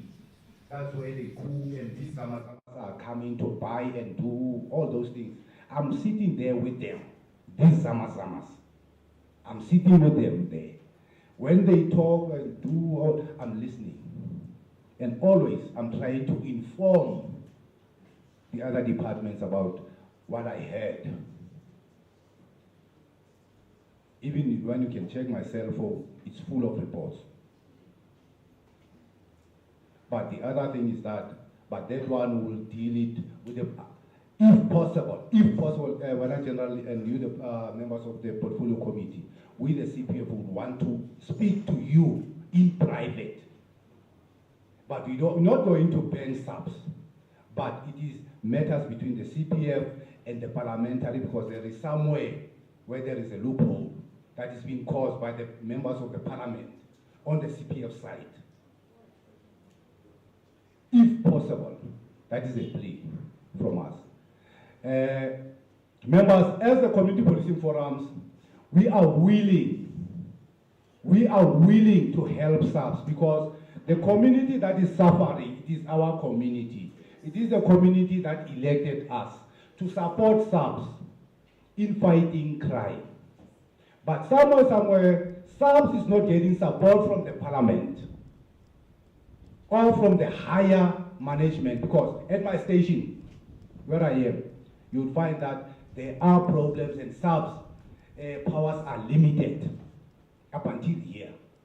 I'm not talking for SAPS, but I'm talking on behalf of the community, because sometimes I went to the station and sit there and listen to the community and listen to members of SAPS, because I'm not there to judge SAPS. I'm there to help to solve the problem together with SAPS. But when you sit there and check, you find that the loophole or other things comes from the parliament or from the legislatures or from the laws of the country, because our laws are too lenient. I want to be honest with you, members. Our laws, you members that are making laws, you are making it difficult for the community that is going or that is always voting for you.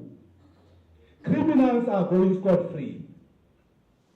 We are suffering as the law-abiding citizens of the country. Let me pause there. Maybe if you can give us a chance, we will give you what is inside us. Thank you, ladies and gentlemen.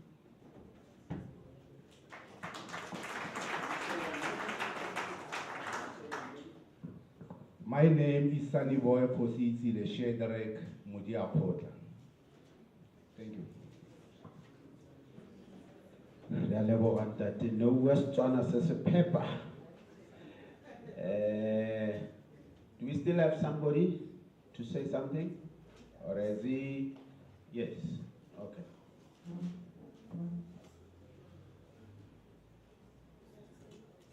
Don't repeat what he said.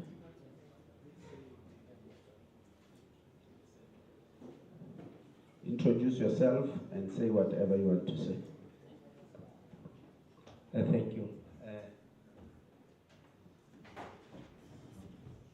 Thank you. My name is Niki Mapusa.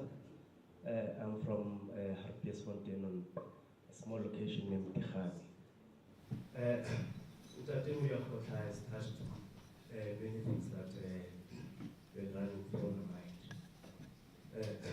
But as the police portfolio, the national police portfolio is here, I think it's relevant for us as a community members of the CPA to voice out our frustrations, so that these frustrations can be taken up there and measures for solutions can be taken into place. One, I'm saying this because we had several cases where I came from regarding illegal mines. One, we noticed as a forum that these people, they don't just come here. They come here with information first. They are being informed of a specific mine that is closed, that is not operating. I'll speak on behalf of the mine that is not working, it's not operational in Tikhani, Dominion Field. We have communities there that on daily basis their lives are at risk. That on daily basis, the very same Zamazamas, they are terrorizing this community. And the response from the SARS takes long. We have a station in Haartebeesfontein. When we call the station, there's a delay in terms of the response to that particular area of Dominion Field, including all areas. When we inquire what is the problem, we'll find that there's a shortage of vehicles, there's a shortage of police personnel. The question is, what are we doing? You know, as CPL and as SAPS, the Secretariat, they are creating so fancy frameworks that can assist the police. But those frameworks and those they are not being funded for by the very same people that they are creating. Let me make an example. We have this framework and the policy, the community blue. When you see its concept, it's a very wonderful concept. It's a very wonderful concept that it will work as hard as preventing these people coming in our townships. That concept on its own. But that concept, it took very long time to start. And now that concept is struggling. The question is why it's struggling when it's created to come and assist. It's because there's a huge gap between the police and the community. Forums are there, but forums are doing nothing because the forums are not funded. That's number one. We are sitting with situations, we are sitting with difficulties every day. Now we are speaking illegal mine. The very same illegal mines, the very same people, the very same numbers that General posted there that were arrested. With a little bit of experience that I have, you realize that they are very same people that are financing drugs in our community. They are the very same people that are financing, that are promoting, that are paving way for the rapes and the assaults in our communities. That's why the community is fearing for them. And that's why the communities are not voicing out. This issue of illegal mining is a very big issue because people are unemployed. The Orkney has spoken a lot, has talked about many things that lead many community members to allow themselves to be used by these illegal miners. The only thing that concerns us as forums is because police are befriending these illegal miners. Police are being the source of information, the source of everything, of transportation to these very illegal miners. The operations that are being conducted by SAPS, it takes time for operations to be impactful because those operations, they lack a sense of community. Communities are distant when it comes to SAPS. They are afraid when it comes to giving information. Information that is being given, it takes time for SAPS to respond on that information. That thing on its own makes communities to lose trust on SAPS. So if there are measures that can be taken so that the gap between the SAPS and the CPF, because the CPFs are there to bring all the concerns of the community to the stations, and the station as well to bring their concerns to the community via the CPFs. But that on its own is a challenge on its own. We are sitting here today with other stations with difficulties, the station CPFs with difficulties in terms of communication with their station commanders. You find that on most meetings that may be coordinated, the district meetings or the provincial meetings, the committee, you realize that the complaints are there. The complaints are not being booked by these officials. You will find that the very same complaints, you will call and they will tell you that there's no vehicle. And yet again, on one meeting, you will find that the station commander will drive his vehicle or her vehicle to the meeting and expect that other members of his stations must be taking with another vehicle there. But here they are saying there are no vehicles. So that is a challenge of its own. So as the communities here, those are some of the challenges. We can vent out many of the challenges, but because this is not a platform to vent out those challenges, we are here to focus and to come with measures to eradicate illegal mining. We are saying, as a community, These people, they are coming here undocumented. The Department of Home Affairs takes time to run its operations as well. If these joint operations are being conducted on a monthly basis, we'll be having more successes than this one. I understand this is a huge success, we'll be having more of the successes. Thank you.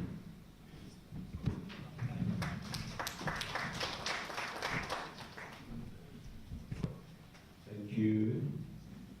We still have community members who want to say something. I think they are covered. Like we used to say, I'm going to request one member of the Mineral Resources and Energy. I'll be directed who, just to say a few words.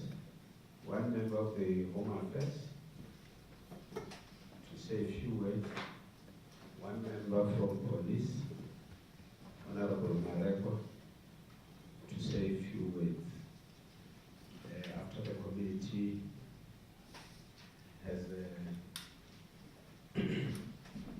briefed us.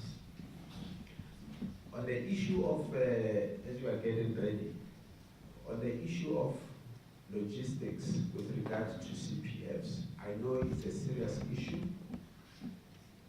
I know there are discussions between National Office of SAPS and provincial offices and the Secretariat to make sure that there is a working relationship, the CPFs are being supported. There is a discussion to transfer the function of CPFs to provinces. It's still a discussion, and the provinces are being consulted on how this will happen. Home Affairs, Chairperson, who's responding? Oh, Mineral Resources. Oh, can you shut up? Few words. I know you're a politician, don't give a speech. Few words. Honorable Mareko, don't give a speech. Few words. I'll see you No. Thank you, Honorable Chairperson and Honorable Members. The departments that are here, let us thank them all. Given the submissions that have been made here by the members of the communities, we were all the ears as the members of Parliament, specifically of these three committees that are here today. I also believe, Honorable Chair, that all the different committees, or let me say the different 80 departments, especially the police, home affairs, will also take into consideration the complaints or that came out from the submissions by these two members of the community that came here, and deal with them, try to correct where they can.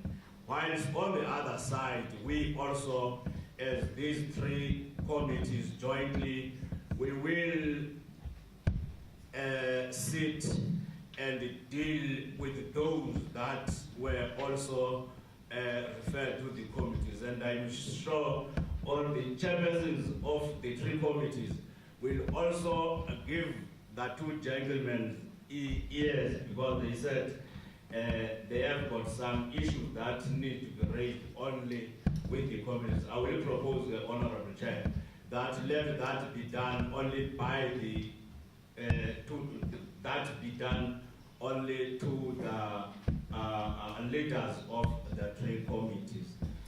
With those words, Honorable Chair, I thank the submissions by the members of the community on behalf of the portfolio committee on mineral resources and energy. Thank you. Thank you. If there's anything that you want to submit to the committees, there are secretaries here. Okay, one is out. Secretary of Home Affairs. If there's something you want to submit, Secretary of Police. The Secretary of Mineral Resources and Energy has just gone out. She's working on logistics. She was sitting there. So if there's something that you want to submit, please submit it. Home Affairs.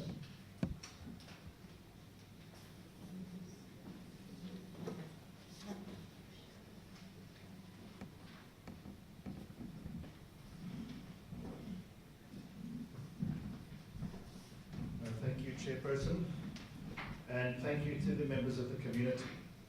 I think it's very important to look at this logo over here, and what it says at the bottom here is "We, the people," and your voices are the most important part of this meeting, as far as I'm concerned. We are here to represent you, and I think when we hear about families that are broken, this is the reality of what we are talking about. It's not just Zama's making money or some people going and doing business on the side.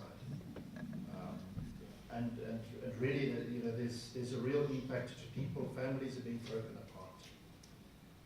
And it's something that we really need to look at. We've taken it to heart. I think the main issue is that there seem to be good stakeholders and bad stakeholders out of all the stakeholders. And we need to find that way that we can bring communities closer to Parliament. This is why we are here, to hear your voices. And that we ensure that the good persons from each side are able to get together and collaborate and find a way to deal with a system that is causing these broken families, that is causing this distress in our communities. And so we will definitely go back as the committees and look at these inputs and see how we can do that, Chairperson. Thank you very much. Thank you, Police.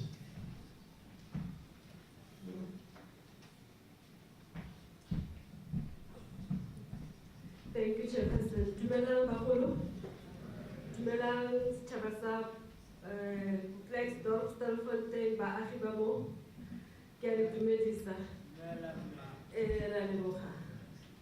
Le tšhono e re kry-ile gore le be le kopane mo. Bogolo ke lebogela CPF, because CPF, as much as we were struggling to find the people, you are actually the community.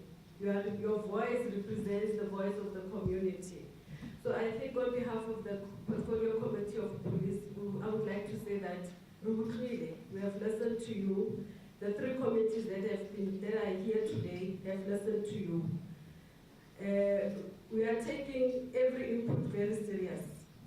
And actually we have a right as a community everywhere in the country to keep us on our toes.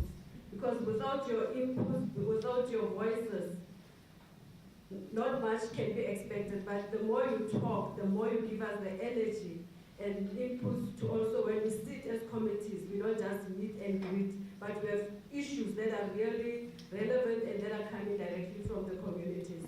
So we have listened to you, but I want to also request from the police. The CPF mentioned the issue of the gap between the baagi and the police. General Asani, let us bring that gap, close that gap. Because if that gap becomes wider and wider, forget about you having informers, forget about you having people who will confidentially come to you and say, I've seen 1, 2, 3. So let us make sure that gap CPF mentioned now between the police and the communities, let it be closed. And make sure that the people of this area, of this city or of this town, no longer live under fear.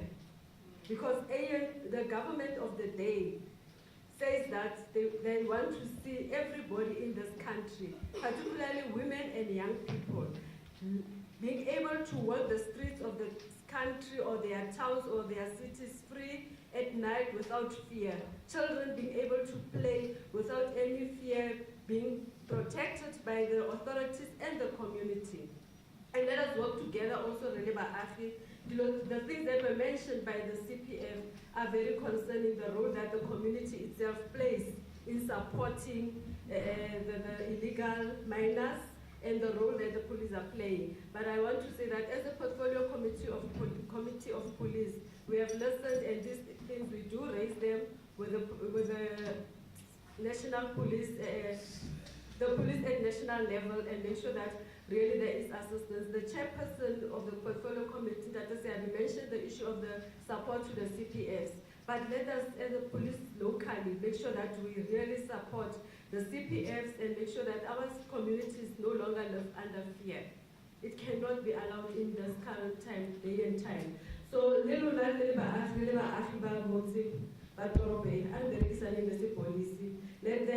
do away with that If we can do away with that thing of they and us, we will make greater progress and we will take over and win over your own communities.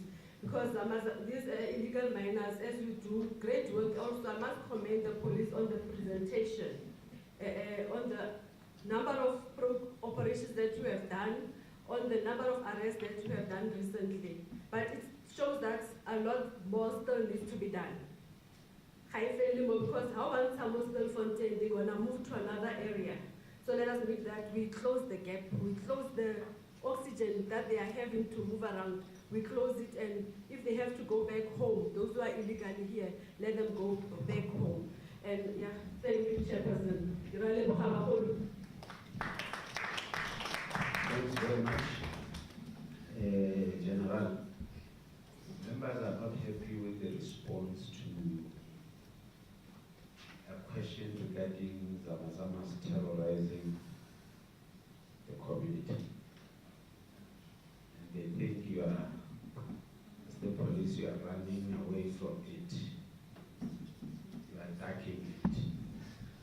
I'm not going to call you back, but note that, because we may raise it with the National Commission, to say when we were in Steelfontein, we asked this question. The police office could not answer this question. We therefore request the National Commissioner to investigate what is happening. Because they say they asked this question twice. I think I asked it, she asked it, that the direct response was not coming. But it became clear when the community members presented that community members are being terrorized. As the chairperson comes to summarize, we appreciate the work that you are doing. And like the chairperson said, since we started with this oversight visit to various provinces, we see a lot of progress. Maybe now the progress is being reported. It was not reported before. But even with your presentation, we can see that you have been doing a lot of work. But the main thing that made Parliament to stand up is when Zamazamas started terrorizing the community as a result of the rape that happened to Klerksdorp. After that incident, that's when Parliament stood up and said, let's go and check what is happening. Chairperson, as we are approaching, like they said, we're going to sit as the three committees, deliberate on what we got, what we had, what we saw, and make recommendations to Parliament. And once Parliament has taken a decision, that is law. Chairperson. Thank you, Chair. First, let's thank the contribution. It is not how many people who spoke. It is what those who spoke would have said on behalf of those who entrusted them with the truth. Now, I'm not a police officer, but I listen. I don't agree with the statement, but I agree with it in certain circumstances. Rather than to bury members of the community and have a traumatized society. Your minister said, rather than to bury, we are no longer interested to bury a police officer. We rather attend to a funeral that is as a result of police officers, let me qualify it, protecting the nation. So, if anything demands that we must go to the extreme, so be it. You can't, and I'm not saying you've done little. With the kind of caliber of ammunition we saw here, I don't think you can negotiate peace. That's forget it. There can be no peace if there are people who are armed as if there is a war somewhere. You see? Now, I will understand even myself, how do I stay in a society like that one? I'm not saying chase innocent people, but as not saying so.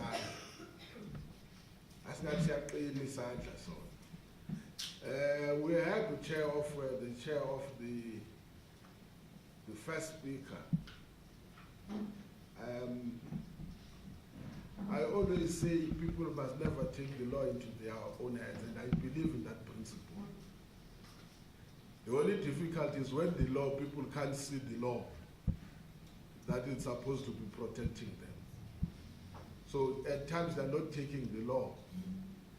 They are protecting themselves against the law that is not protecting them. So I think we've had to, if it means we must go, and this is what these three committees are prepared to do. If it means we must go, the weakness is in the law. These committees have to look to that. I can tell you now, some of the issues that we have been looking at, even from a DMRE point of view, is that in some of your active minds, it is just a problem of the law that opposes another law. For an example, in the Klerksdorp, two things happened in that incident. Leave the incident itself, why it became a fatal ground to commit crime, is that the law allows you to apply for a mining right using the DMRE's MPRDA. But the same law allows you to go under business rescue using the Companies Act. Now, with the Companies Act, it means somebody who is a business rescue practitioner owns and possesses a mining right he never or she never applied for. And that process in between that company under business rescue means that you've got a problem of non-active but operational mine. Gold, as one of those, can't stay too long. 6 months is too much. For a year, you are inviting people to mine illegally. I can't say what you said here also, and it's beginning to be clear, which is what we all suspected, that formal operations at times, if not in many occasions, are beneficiaries or are the ultimate beneficiaries of illegal mining. All those Zamazamas, I always say, you can arrest even a million of them. They will continue to recruit others because the market has not been blocked. So you are correct with what you are saying. It doesn't only need that.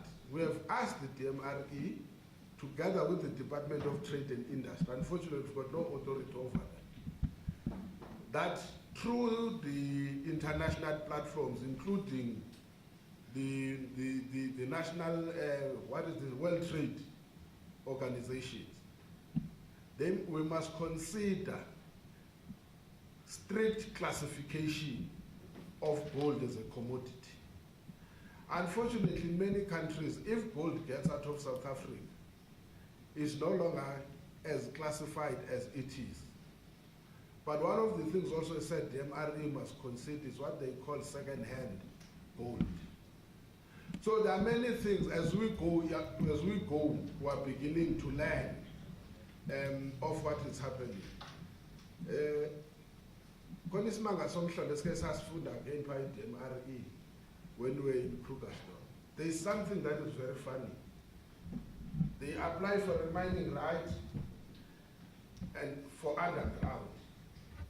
And then they then retain a mining right for a company above surface, call it surface,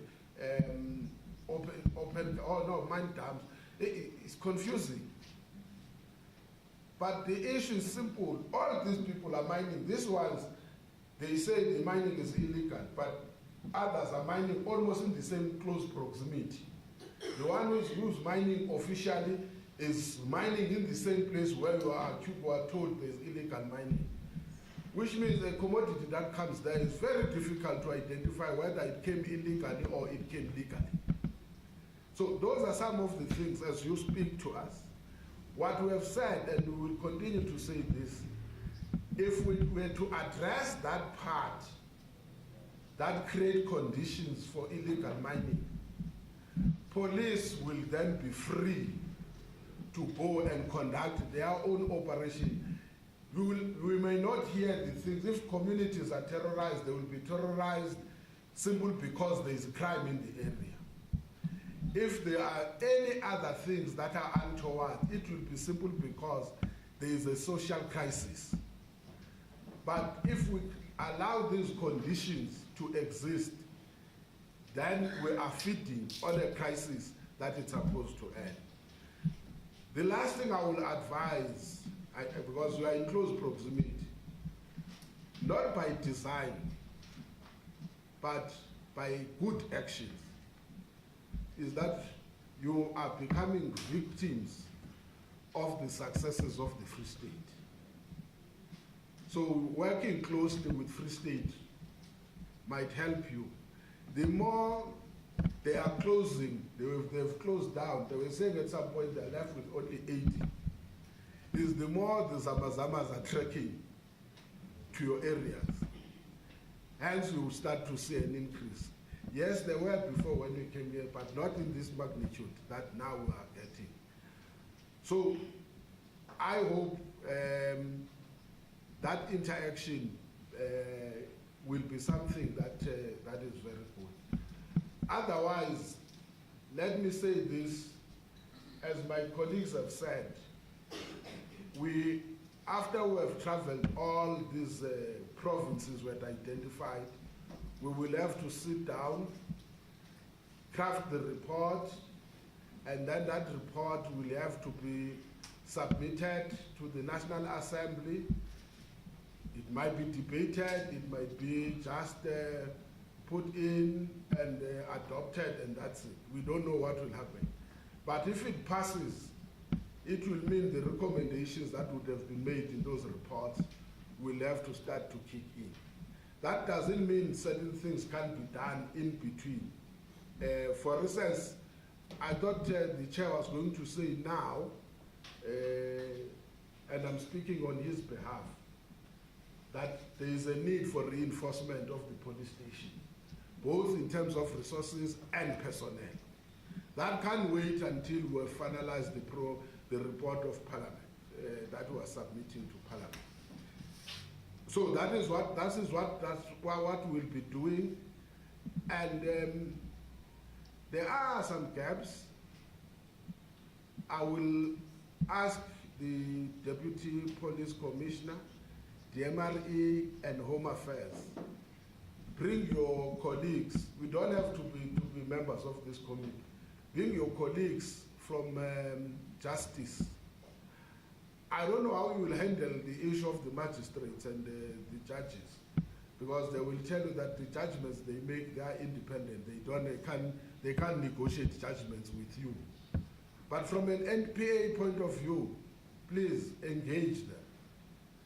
It's either, with all due respect to DPC, it's either you go with weak cases to them, or they are not prepared to listen to the cases as they are presented to them. It's either of the two. So on that note, Chair requested a caucus with the members of the portfolio committee at the exclusion of all of you. We will see whether that caucus requires the entire portfolio committee. Let's talk after this meeting, but your request is granted. Let's just work on the logistics as we take an adjournment. The meeting is adjourned. Thank you very much.